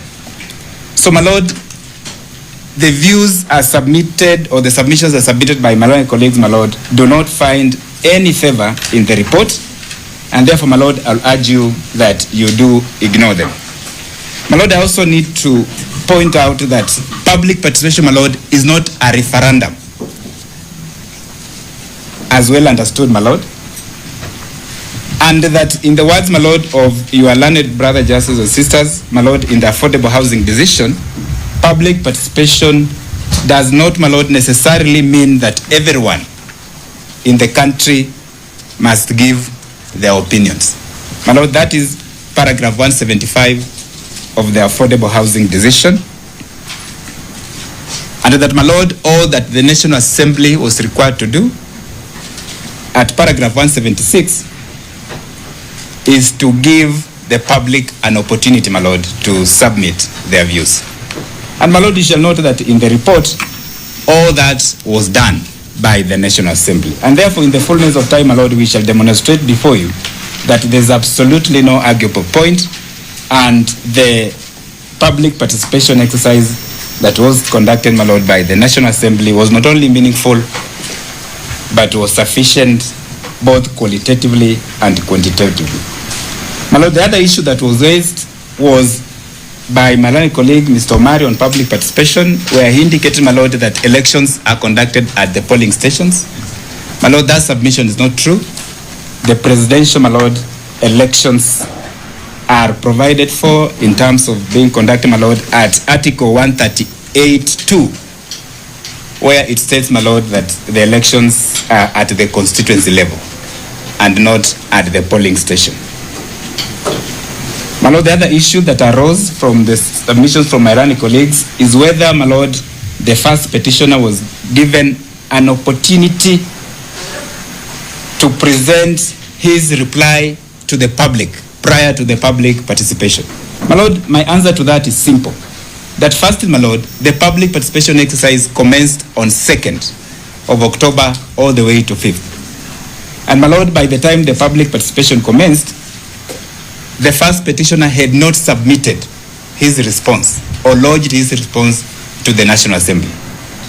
And therefore, there's no way, my Lord, that response could have been availed to the public. Secondly, that, my Lord, the National Assembly only avails what is in its possession. And thereby, at that point, my Lord, the National Assembly could not have been accused of not, my Lord, presenting to the public what had not presented to it. But more important, my Lord, there is no legal requirement, and none was cited by our learned colleague, that dictates that the National Assembly had a duty to present, my Lord, that response to the public during public participation. And last, my Lord, nothing stopped the first petitioner, my Lord, from himself presenting that response to the public as he did, my lord, on the eve of the hearing or proceedings at the National Assembly. The last point, my lord, on public participation was whether, my lord, the Senate ought to have conducted the public participation exercise. And, my lord, my answer to that is this, that under Article 118B, my lord, of the Constitution, Parliament is, yes, required to conduct public participation. But, my lord, Parliament under Article 93(1) refers to both the Senate and the National Assembly. And, my lord, you shall note that the impeachment proceedings are two-tier. That the first stage, my lord, is conducted by the National Assembly, and the second one, the trial chamber, is the Senate. The Senate sits as a quasi-judicial organ, my lord, in respect of the impeachment proceedings, and that it's not required to repeat the public participation exercise. Because if that were to be so, my lord, then it means that even this court sitting in exercise of a judicial function, it could be required, my lord, to undertake the public participation exercise. Mr. Milimani, we only entertained you on these submissions because we had entertained other people earlier. That is the only reason we are listening to you. I thank you, my lord. But I'm winding up on that, my lord. Yes. My lord, the second issue that, my lord, I'll invite your attention to is on the subject, my lord, of fair hearing. My lord, and on that limb, there was a challenge, my lord, to the standing orders of the National Assembly. My lord, my answer to that is simple, that there is a presumption of constitutionality of those standing orders, my lord, and that at this stage, being an intellectual stage, this court, my lord, has no power to invalidate those standing orders, my lord. In the fullness of time during, my lord, the main hearing, we shall demonstrate to you that those standing orders, my lord, reflect Article 145 and 150 of the Constitution, and that their simple duty, my lord, is to implement those articles of the Constitution. The other issue, my lord, that was raised was about impartiality of the Speaker of the National Assembly, my lord.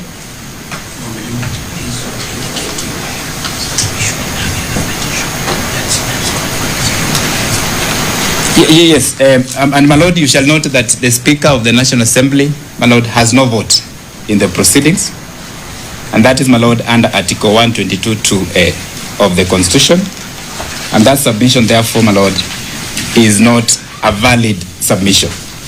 And, my lord, more importantly, my lord, you shall note also that at the National Assembly, the first petitioner was given an opportunity to both appear and be heard. And, my lord, he did file a substantive response to the notice of motion. And more importantly, my lord, he was given 2 hours to present oral representations. That opportunity he took, my lord. And therefore, the question of there having, my lord, been a breach on the elements of fair hearing does not arise whatsoever or at all. My lord, my last point is on the nomination, my lord, of my good teacher, Professor Kindiki. And, my lord, the issue was whether there ought to have been, my lord, an approval process at the National Assembly, and whether, my lord, there ought to have been public participation, as well as, my lord, the timelines that were invoked, my lord, to process the good professor. Yes, my lord, all I need, my lord, to bring to your attention is there was a ruling, my lord, by the Speaker of the National Assembly that we attached to the first respondent supplemental list and band of authorities, dated, my lord, the 28th of October this year. And, my lord, you shall note that in that communication, the Speaker did address all those issues, my lord. The communication, my lord, is communication number is communication number 54 of 2024, and it's dated the 18th October 2024, where, my Lord, the Speaker did address in giving guidance to the House all those issues, and I will invite you, my Lord, to refer to it when you retire. My colleague, Mr. Macharia, my Lord, on a light note, told the court that, my Lord, I would have said Weta Tosha. My Lord, I'll say that in 2032 when the right comes. I thank you, my Lord, unless your Lordship have any questions.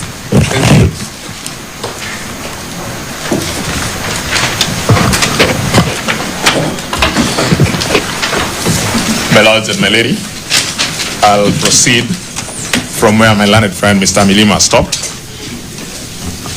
Permit me, for completeness of record, to say that the second respondent has filed an application dated the 18th of October 2022. We have filed submissions in support of that application, again dated the 18th of October 2022.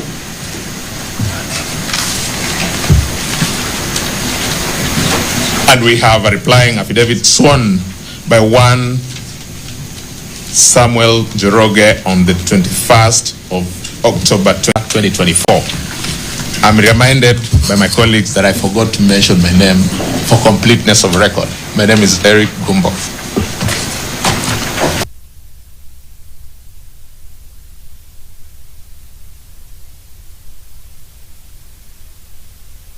In understanding the application and the prayers that are currently live before the court, permit me to draw your attention to the application filed by our learned colleagues in the matter 565 for 2024 for just one purpose only. The application has a total of about 13 prayers. The prayer number 1 all the way to prayer number 10 have been spent. In other words, they've been overtaken by events. The last prayer, which perhaps would have been relevant for purpose of understanding what I'm trying to get to, is prayer number 9, which talks about that pending the hearing and determination of a petition, a conservatory order restraining the National Assembly of Kenya from discussing, vetting, voting, and or approving the nomination of a person submitted to the National Assembly made on the 18th of October 2024 by the President of the Republic of Kenya, His Excellency William Samoei Ruto, to fill the vacancy of the office of the Deputy President of the Republic of Kenya. That prayer is equally overtaken by events. The last prayer is for deletion of what they call falsehoods to various persons and institutions. It then follows, my lords and my lady, that the petitioner, His Excellency Rigathi Gachagua, has no prayer that is live before you in relation to the question of conservatory order. Looking at the application number E015, the only prayer that is live before you is prayer number C and prayer number E, both of which deal with the question of swearing in of the second interested party appointed by the President and approved by the National Assembly, they say, from assuming the office of the Deputy President. It then is our submission that the threshold question, the arguability question, the negatory question needs to then address the issue of swearing in.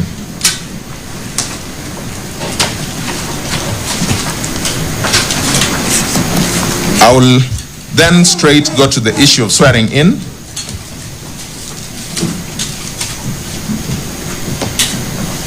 My lords and my lady,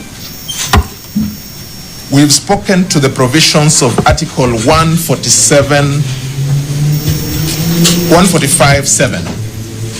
145.7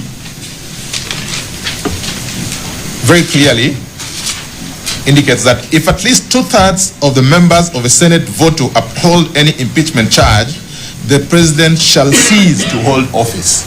May I add to the submissions that have been made previously that that provision is a self-executing provision. You do not need more. It is not an action of the Senate, it is an action of the Constitution itself.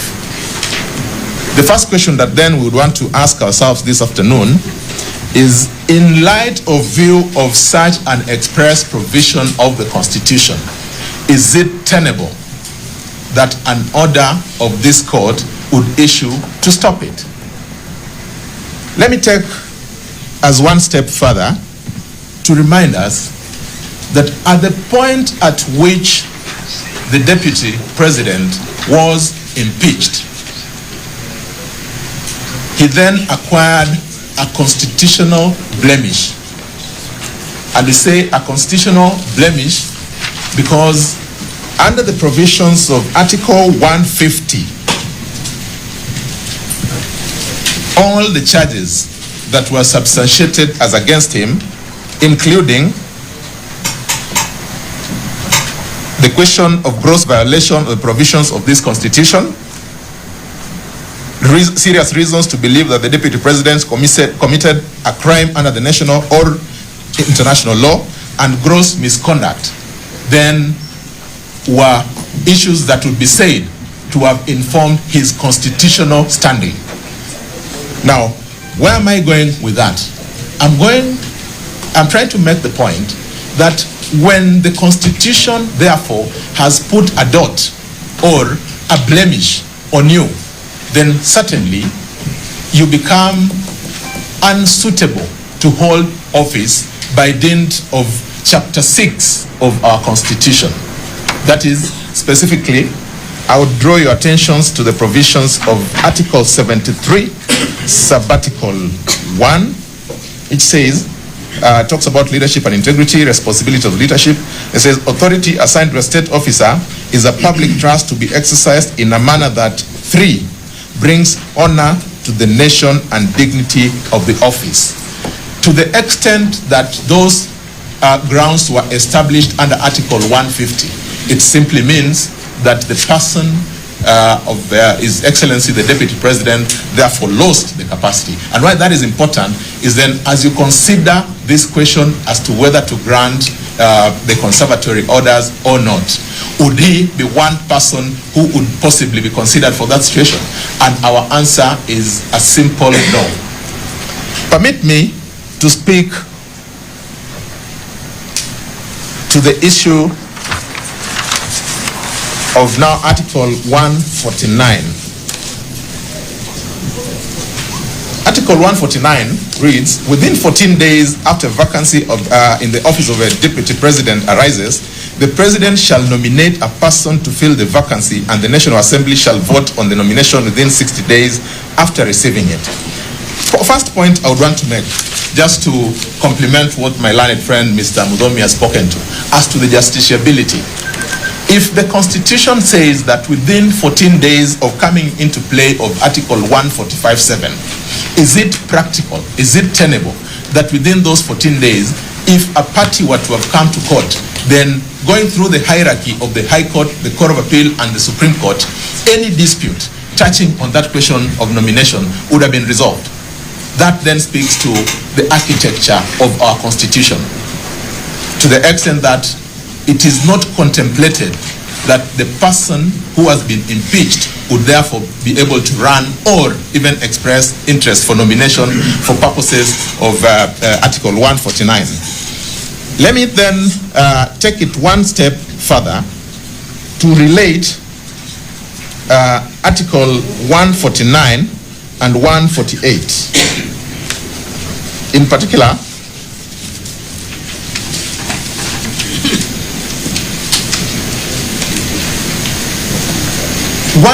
let me start this conversation from one step behind. Our Constitution at Article 1, Subarticle 2, speaks to how our sovereign power is to be exercised. In particular, it says the people may exercise their sovereign power either directly or through their democratically elected representatives. Now, we then relate this to the events of first Article 94, Subarticle 2, which says the role of Parliament shall be Parliament manifests the diversity of the nation, represents the will of a people, and exercises their sovereignty. What point am I trying to make? A lot of heavy weather has been made about the candidate who has been presented for purposes of approval under this constitution. Now, one of the issues that has been raised is that there was no public participation in relation to the candidature of Professor Kithure Kindiki. My lords and my lady, allow me to just take us very quickly to the provisions of Article 149 to provide some bit of context. That within 14 days, allow me to just read it again, within 14 days after a vacancy in the office of a deputy president arises, the president shall nominate a person to fill the vacancy, and the National Assembly shall vote on the nomination within 60 days. Vote is the word used. I want to persuade you, my lords and my lady, that the action that the members of the National Assembly would be taking pursuant to this 149.9 flows from the delegated authority under Article 1, Subarticle 2. It also flows to the role of parliamentarians under Article 94, Subarticle 2, to exercise the will of the people of Kenya, to exercise their sovereignty. In other words, that is a choice that the National Assembly is making as the representatives of their people. And why that is important is the very question that follows, is when making that decision, is public participation an imperative? Our answer, my lords and my lady, is a straight no. And so that then I give you context. Let me give us what happens in the ordinary elections, and which will be at Article 148. Article 148, Subarticle 1 reads, each candidate in a presidential election shall nominate a person who is qualified for nomination for election as president as a candidate for deputy president. Then it adds at Subarticle 2 that for purposes of Clause 1, there shall be no separate nomination process for the deputy president, and Article 137 1D shall not apply to the candidate of a deputy president. What then do we read from that? It means that a simple reading of Article 148, which is what happens in our ordinary elections, does not call for public participation for the position of the nominated person to occupy the office of the deputy president. Now, if we are to agree, and we have seen it in real life, that is what happens, we don't then subject them to public views around what people think about them, sending a memorandum. Once that nomination is done, there is no more that follows other than the declaration after the election itself. Now, why is this important? It is important because of a submission that was made earlier in relation to other provisions of the Constitution which call for public participation. Examples would be in Article 132, for instance, under the functions of a president, Article 132, Subarticle 2, under the functions of a president, the Constitution says, the president shall nominate and with approval of a National Assembly appoint or may dismiss A, cabinet secretaries, B, Attorney General, C, the secretary to the cabinet in accordance with Article 154, and the principal secretaries in accordance with Article 155. It is in that instant that then public participation is called for. So that then when the Constitution talks of approve, it means give an opportunity to the parliamentarians to also interrogate the person that is to be approved for whatever position we have. In this case, it is our submission that the Constitution says vote, meaning elect this person. And the test to be derived from that is first past the poll. In other words, at the point of voting, do the parliamentarians vote to support or a majority of them support the nomination. That is the simple question that would be presented before you for determination.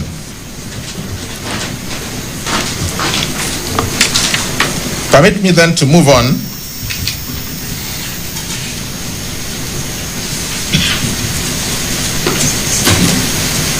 to speak to the place of public interest in relation to this process. Now, it would be expected that pursuant to the provisions of Article 146(2),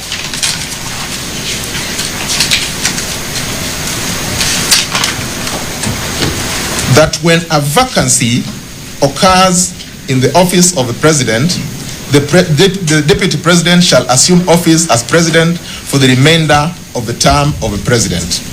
Number 2, that is Article 2B, that if the office of deputy president is vacant or the deputy president is unable to assume the office of a president, the Speaker of the National Assembly shall act as a president, and an election to the office of the president shall be held within 60 days after the vacancy arose in the office of the president. What is the public interest question? The public interest question is, it is expected, it is a legitimate expectation by the people of Kenya that they'll have a president. In the absence of a president, they will have a deputy president. In the absence of a deputy president, that will have a situation where the speaker would be able to steer the country into an election. The public interest question that we want to ask or present to the court, would it be in the interest of, now that it is clear that there is no occupant of the office of a deputy president, would it be in the interest of the public to expect or to push the country to a potential election under this article, because we want to issue orders that would stay the filling of that office? In our understanding, my lords and my lady, that would be pushing the Constitution a little too far. It should not be lost on us that this same petitioner, the mover of this very petition, during the discussions around the motion itself, we had terms like kufa dereva, kufa makanga. What stops him from filing yet another impeachment motion against His Excellency the President tomorrow? It shall be processed. If it is processed, we'll have walked straight into a constitutional crisis. Now, that militates against public interest. And we're saying crisis because we live in this country, and we know that, as a matter of fact, we do not have a duly constituted electoral commission. Even if it was the case that we have a deputy president as of today, then pursuant to the provisions of, again, Article 134, which speaks to temporary incumbency, such person would not be able to appoint the electoral commission. What then does that mean? It means potentially that the first person to get to Uhuru Park and get sworn will be the president. My lords and my lady, is that a position we would want to allow the country to get into? Permit me to add by saying this, that these constitutional principles are exercised within a particular context. It is a political context. Political context by its own nature, and I had my learned friends speak to the fact that we live in a constitutional democracy, is a competition. In that competition, there will be those who will be for one party and those who will be for the other party. Naturally, it follows that when one party loses office, there will be some measure of discomfort. What then does the court do? It is in those occasions that the court rises to steer the country through that process, so that then the competing interests are balanced in a way that ensures the stability of the country. And because they're deep, it's very interesting and very, something to be very proud about to be Kenyans today, that we are talking about such sensitive issues in this sort of a civil environment. My lords and my lady, in other places, when we talk about this sort of transitions, these are constitutional transitions, they end up subjecting the populace to more difficult positions. Now, because we have this opportunity, What then would the court be considering in whether to grant the orders that have been sought or not? My lords and my lady, the constitutionalism speaks to something we call utilitarianism. Utilitarianism dictates that the court helps maintain what I would call constitutional homeostasis.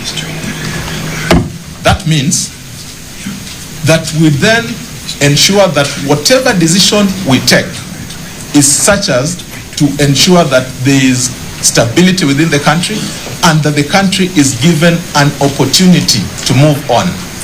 My lords and my lady, these are jurisprudential discussions that have found favor with those who have been there before us. We've been told in our learning of jurisprudence about Jeremy Bentham, about Arthur Stuart Mill. They were great proponents of utilitarianism as a concept of constitutionalism. May I also invite you to the works and findings of Roscoe Pound, who postulates that the law is supposed to be a tool of social engineering, and that then in its implementation, that social engineering is supposed to help to bring stability within the nation. My lords, my lady, it only follows that for us to achieve that stability, then the orders that were issued and that there are ex parte are orders that are supposed to be set aside, the country allowed to move aside. I am most obliged. Thank you.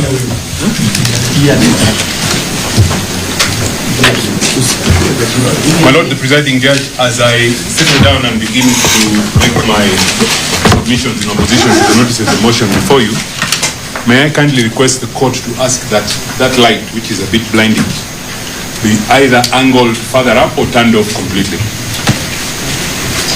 The light has had. I guess that makes it a smart light, my Lord. It can understand and react. My Lord, the applications before you for conservatory orders this evening are opposed. For the record, I am Paul Nyamodi. I am on record together with my learned friend, Mr. Gumbo, for the second respondent.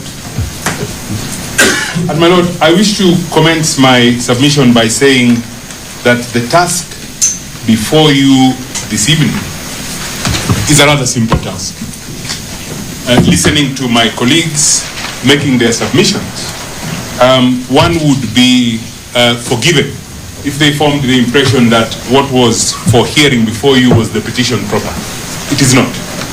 What is before you for hearing are two applications for conservatory orders. And my Lord, it is my submission that the criteria, which you will no doubt consider when you retire to consider your decision in this matter, is straightforward. Is there, do the petitions before you disclose inherent merit? Would those petitions be rendered nugatory if the conservatory orders that are sought are not granted? And lastly, and most importantly, is it in the public interest to grant the conservatory orders that are sought? I wish to state that the purpose of a conservatory order, or the ultimate beneficiary of a conservatory order, is the court, and not the party that seeks the conservatory order. I say so because the purpose of a conservatory order, my lords, is to preserve a situation so that the orders of the court upon conclusion of the hearing of the petition are efficacious. That is not achieved by returning anybody to office. That is merely achieved by maintaining a certain status quo for the benefit of the court. So anybody who seeks to persuade you that they can be returned to office by a conservatory order, then perhaps has misunderstood what indeed a conservatory order is. My lords, just to pull the strands together from the submissions that have been made by my learned colleagues for the respondent, and the context in which I urge my lords, my lady, to view those submissions, is that they have spoken to the first ground. They have spoken to the first ground in Peter Munya. They have spoken, or they are responding to the question, is there inherent merit in the petitions that are before you? All the submissions about public participation, all the submissions about the Article 50 rights are all in an attempt to persuade you that there is no inherent merit in those petitions. And I don't wish to go back on those, but I wish to just put two issues before you in respect of the question of inherent merit. My lords, my lady, when you retire to consider your decision in this matter, I'm sure you will need no reminding that the issue of, or a merit review of the impeachment process is beyond the ability of this court. So reject any requests from the petitioners to conduct a merit review of the impeachment. What this court is able to do, and I believe that is the decision of the Supreme Court in Sonko, is to carry out a process review.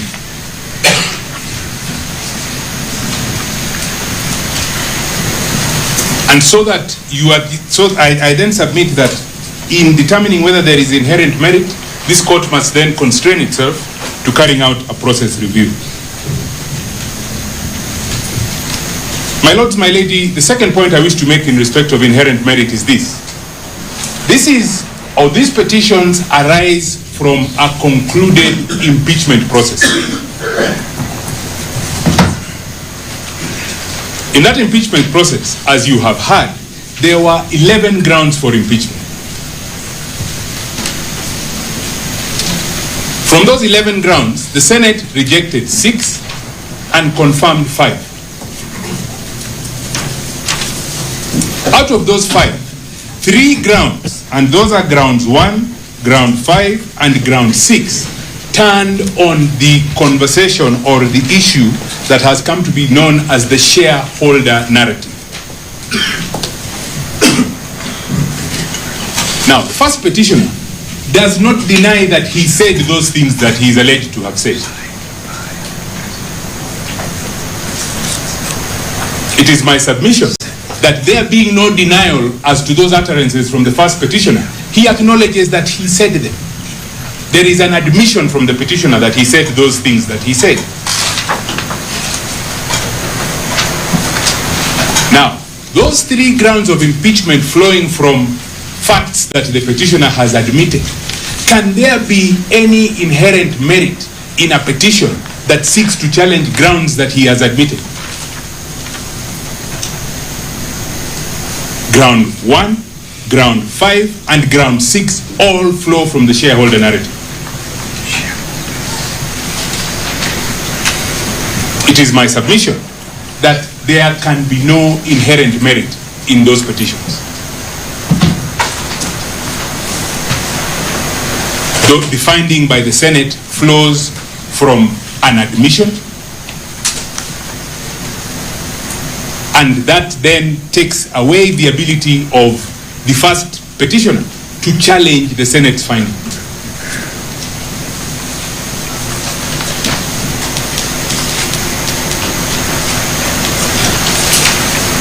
My lords, my lady, I wish to move on to the second ground, or the second issue that you would need to consider when you retire to consider your decision on this matter, and that is the issue of whether the petitions will be rendered nugatory if the conservatory orders that are sought are not granted. And I wish to submit on it with the conjoined issue of what is the appropriate remedy in the circumstances of these petitions. My lords, my ladies, in my preparation for my submissions before you this evening, I came across a pitch of a decision.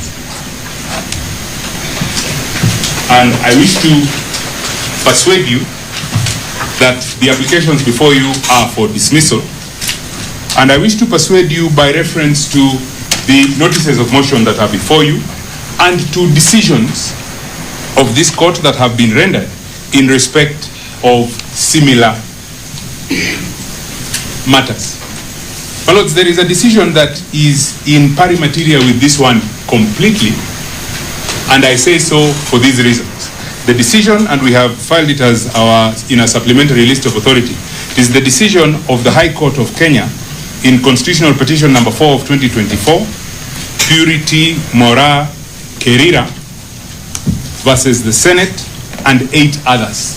It is a decision of the High Court of Kenya in Nyamira.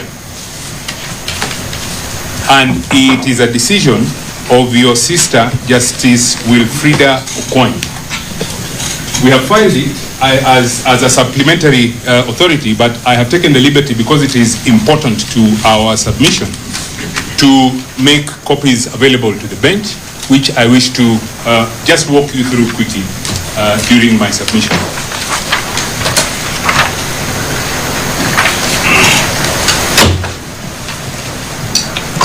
My lords, I submit that that decision is in pari materia with this one for the following reasons. It arises from our impeachment process of the Deputy Governor of Kisii County.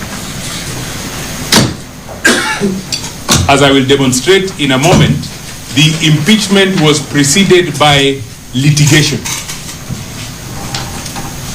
The impeachment of the first petitioner in this matter was preceded by no less than 29 petitions.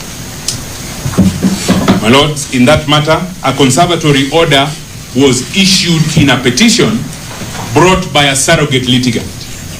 And perhaps I might want to explain what I mean by a surrogate litigant.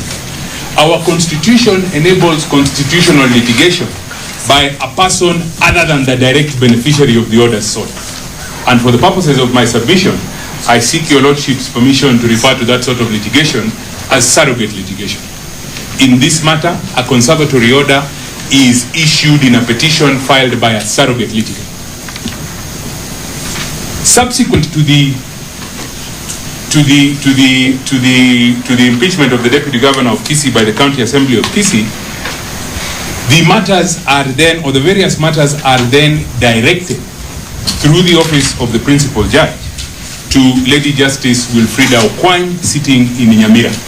And Lady Justice Okwany is then faced with an application such as the one before this court this evening, where a party who has obtained ex parte conservatory orders wishes to persuade the court to confirm those orders. My lord, I wish to start my reference to this decision in paragraph 63 of that decision. Paragraph 63 is to be found on page 17, and in her usual succinct style, Lady Justice Okwany holds as follows. My attention is drawn to the use of the term "and" in the above cited decision, which connotes that the parameters set for the granting of conservatory orders are to be considered conjunctively and not disjunctively. The decision she's referring to is the decision of Wilson Kibera versus the Judges and Magistrates Vetting Board. It is in paragraph 62, and it sets out the criteria for the grant of a conservatory order. She goes on to conclude in paragraph 63. This means that the failure to satisfy one parameter leads to the collapse of the entire application for the failure to meet the threshold set for granting of conservatory orders. And is used between the threshold issue, between the issue of inherent merit and nugatory.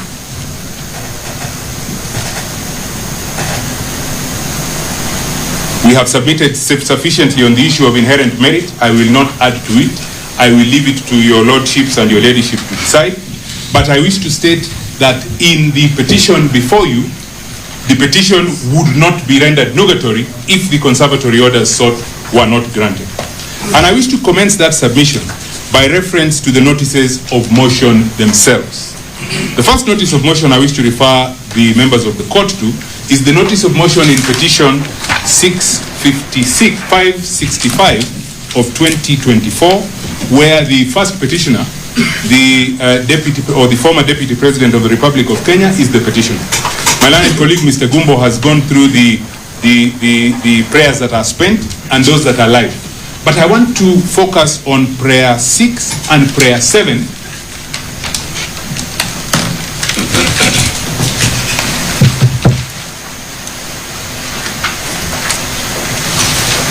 Prayer 6 and Prayer 7 of the notice of motion.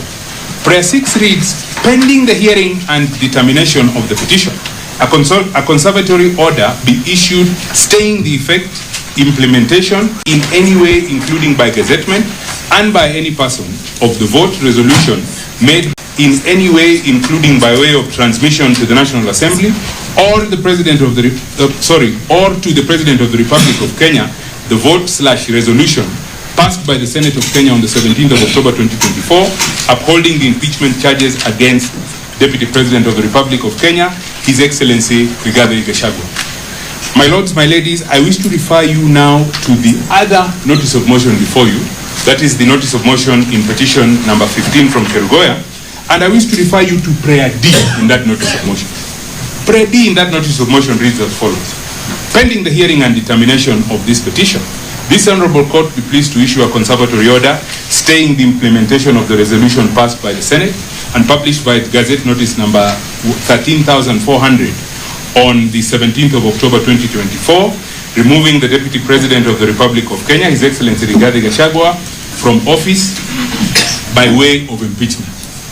Those three prayers seek to stay the impeachment. Mr. Gumbo has submitted about the effect of the impeachment. I wish to refer you now to the finding of your sister, Lady Justice Wilfrida Okwany, in respect to those sort of prayers.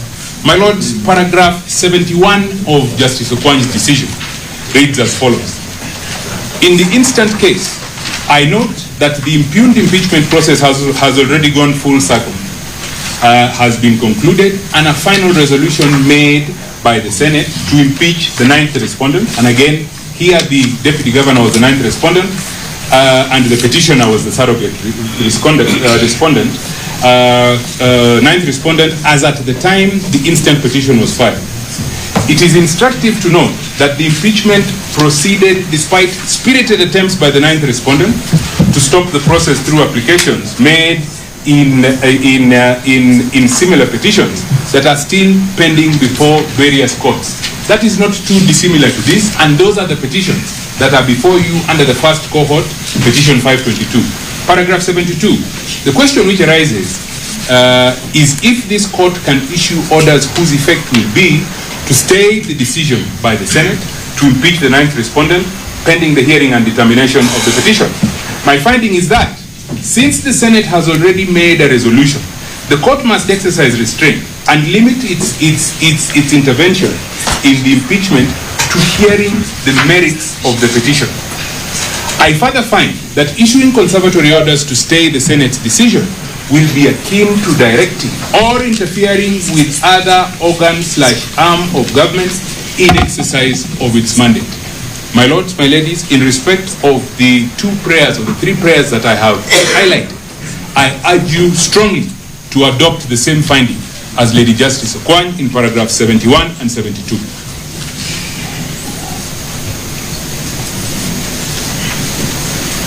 My lords, my ladies, Lady Justice Okwany then goes on substantively to deal with the consideration on the second ground of nugatory. In paragraph 73, she states, the other pertinent question is whether the instant petition will be rendered nugatory or worthless if the orders sought in the first application are not granted. Now, she then begins to reflect on the nugatory consideration. My lord, in paragraph 74, she states, the answer to the above question is to the negative. And she starts straight from the beginning by saying, no. I find that the applicant's claim that the petition will be rendered nugatory to be misconceived and unfounded. My finding is informed by three main issues. And she goes on. Firstly, the applicant's petition is still pending for hearing and is therefore possible that the court may, after hearing the petition, arrive at a finding that the impeachment process was flawed. Very much like in this matter. She goes on. In such any eventuality, the court may grant the petitioner and indeed the 9th respondent various remedies, including, and this is important, compensation for wrongful removal or reinstatement. Compensation for wrongful removal One of my learned colleagues suggested that compensation or 1 month's salary is a remedy. That is a remedy as confirmed by your sister, Lady Justice Kwan. And she also states that reinstatement is possible. She goes on, I find guidance in the decision in Mohammed and 6 others versus the County Assembly of Wajir. This is the decision called the Wajir decision, where the court ordered for the reinstatement of the governor who had gone through the entire impeachment process up to the Senate. The court rendered itself thus, and this finding is important, and I submit that when you retire to consider your decision in this matter, go through the Wajir decision and see the entire raft of relief that 3-judge bench sitting in Meru did. And the relief was as follows. As appropriate consequential relief, an order of mandatory injunction is granted against the 8th respondent, Ahmed Ali Mukhtar. This was the deputy governor who had been sworn in as governor after the impeachment of the governor, compelling him to hand over and restore the office of governor of the county of Wajir to the 7th petitioner, Ambassador Mohammed Abdi Mahmoud. That is the appropriate remedy. And I had stated at the beginning that a conservatory order is given for the benefit of the court, not for any party. And if the court then has that ability, then there is no need, I submit, to then issue a conservatory order. But to explain herself further, I refer you to paragraph 77 of that decision. Lady Justice Okwan states as follows. She states that this court takes the view that an impeachment process can be likened to an election process where, for example, a governor and his deputy are elected by majority votes. Following such an election, the will of the majority voters prevails and is acted upon within the timelines set under law. This is done through the gazettement and swearing in of the deputy governor, and his deputy, within the set timelines, irrespective of the existence of a petition challenging. In other words, the outcome of an election cannot be stayed through a conservatory order. Suffice it to say that if at the conclusion of the election, petition challenging such an election, the election court finds that the election process was marred with irregularities, then the election will be nullified and the aggrieved party granted suitable reliefs. Importantly, in paragraph 78 overleaf, in similar fashion, and as I have already stated in this ruling, if upon hearing the merits of the instant petition, this court finds in favor of the petitioner, then the 9th respondent will get appropriate remedies, which may include reinstatement to his position of deputy governor, as was held in the Wajir case. And I urge you to substitute deputy governor with deputy president. There is no difference in the position. He is a deputy to an executive office created under the Constitution. She concludes, I am therefore not persuaded that the instant petition will be rendered nugatory unless the conservatory orders sought are granted to the first applicant. My Lord, this is the same as in this matter. There are effective remedies. There is reinstatement. There is damages. My Lords, reflecting further on the issue, in paragraph 79, the last sentence, or the second last sentence beginning on the 3rd line from the bottom, Lady Justice Okwan says the following. I further find that since the office of deputy governor is a public office, it does not belong to a specific individual. It follows that once the office holder is impeached, he has to give room to the next office holder, unless and until such impeachment is overturned or nullified by an order of the court. There is no difference in this matter. The office of deputy president is an office in the public service. It has been submitted that it is a trust. It does not belong to, there is no right post-impeachment that the first petitioner can claim to that office. But profoundly, in paragraph 80, she concludes as follows.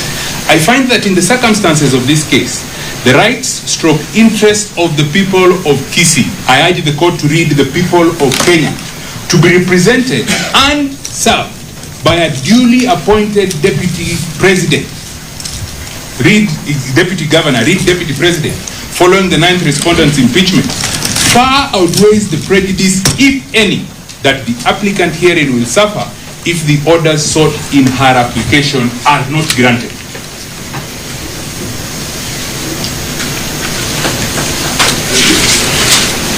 My lords, my ladies, at this juncture, I wish to refer you to prayers 8 and 9 in the notice of motion in petition E565 and prayer E in the notice of motion in petition E015. Prayer 9 says, pending the hearing and determination of the petition, a conservatory order staying the President of the Republic of Kenya, His Excellency William S. Ruto, from nomination of a person to fill the vacancy in the office of Deputy President.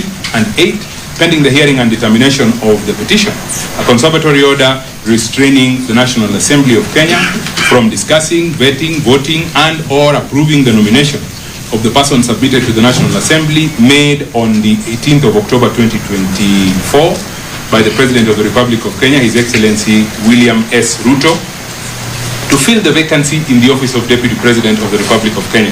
Prayer E in the notice of motion from Kerugoya is the same. In light of the findings of your sister, Lady Justice Okwany, in paragraph 79 and 80 of her decision, I submit that those prayers are untenable.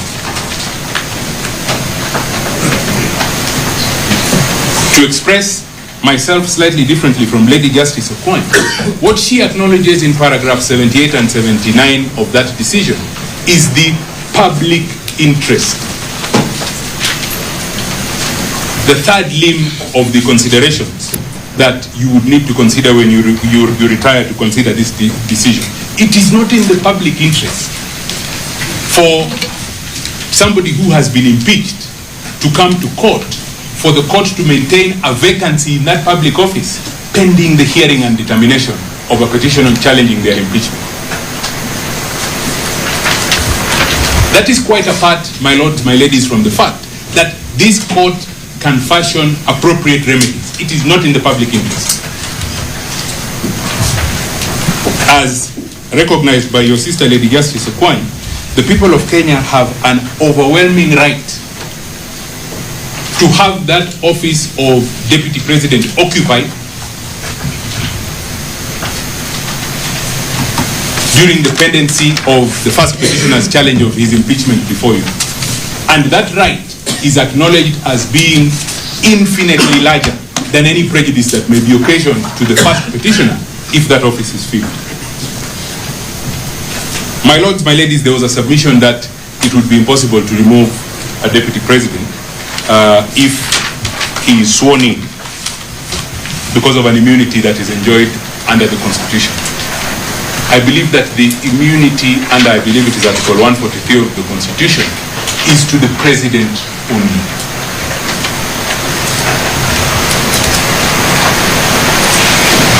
And I submit, my lords, my ladies, that it is possible for the orders of this court to be efficacious without reference to the President.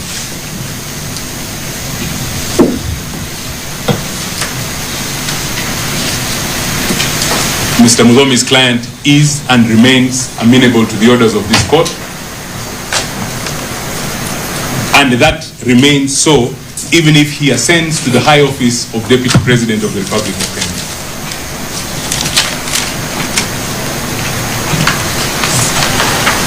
My lords, my ladies, the conclusion of your sister, Lady Justice Okwany, and I wish to conclude just by referring you to paragraph 82 of her decision, where she says, flowing from the above advisory opinion, and she is quoting the advisory opinion of the Supreme Court in the Speaker of the County Assembly of Embu.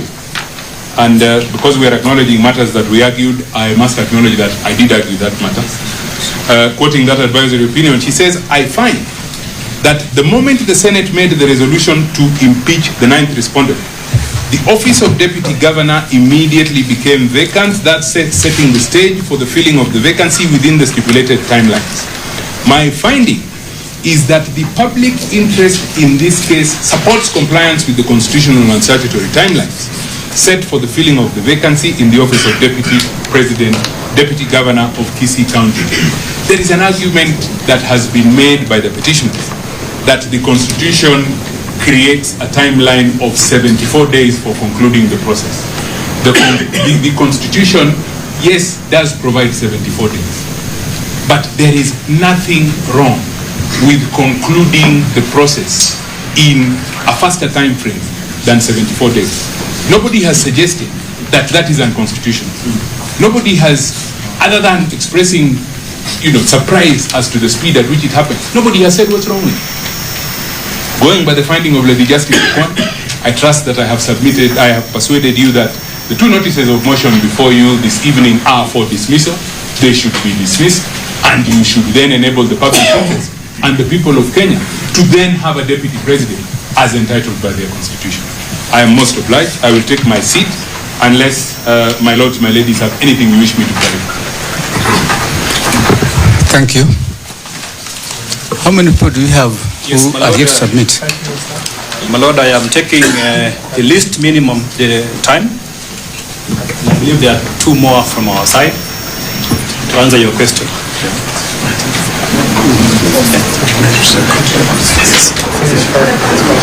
My Lord, there are two more. Two more from this side? Yeah, two more from this side and very short submissions. Okay. My Lord, allow me to just make two crisp points. There's a need for health break. Yes. I am informed. Okay. So we resume in 10 minutes time. Thank you, my Lord.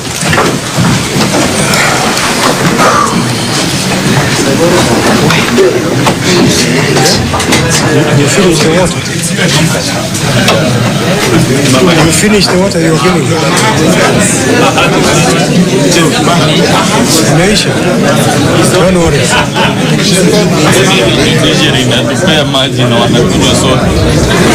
I'm asking for a friend.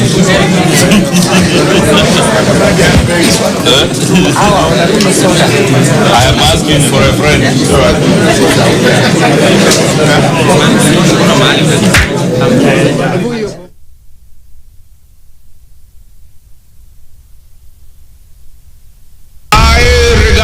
Gachagua. Hii serikali tulitafuta na shida mingi sana. Hatuwezi kubali mtu haribu. Kenyans will be shocked. Hiyo ikulu nimeweka mitego kila kona. Hapo iko kibarua. 291 members of this National Assembly. Consider when you retire to consider your decision in this matter is straightforward. Is there, do the petitions before you disclose inherent merit? Would those petitions be rendered nugatory if the conservatory orders that are sought are not granted? And lastly, and most importantly, is it in the public interest to grant the conservatory orders that are sought? I wish to state that the purpose of a conservatory order, or the ultimate beneficiary of a conservatory order, is the court, and not the party that seeks the conservatory order. I say so because the purpose of a conservatory order, my lords, is to preserve a situation so that the orders of the court upon conclusion of the hearing of the petition are efficacious. That is not achieved by returning anybody to office. That is merely achieved by maintaining a certain status quo for the benefit of the court. So anybody who seeks to persuade you that they can be returned to office by a conservatory order, then perhaps has misunderstood what indeed a conservatory order is.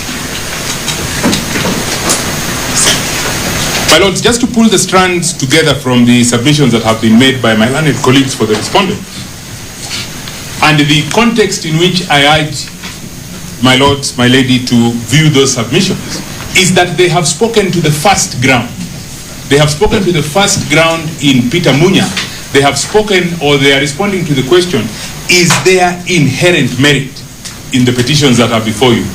All the submissions about public participation, all the submissions about the Article 50 rights are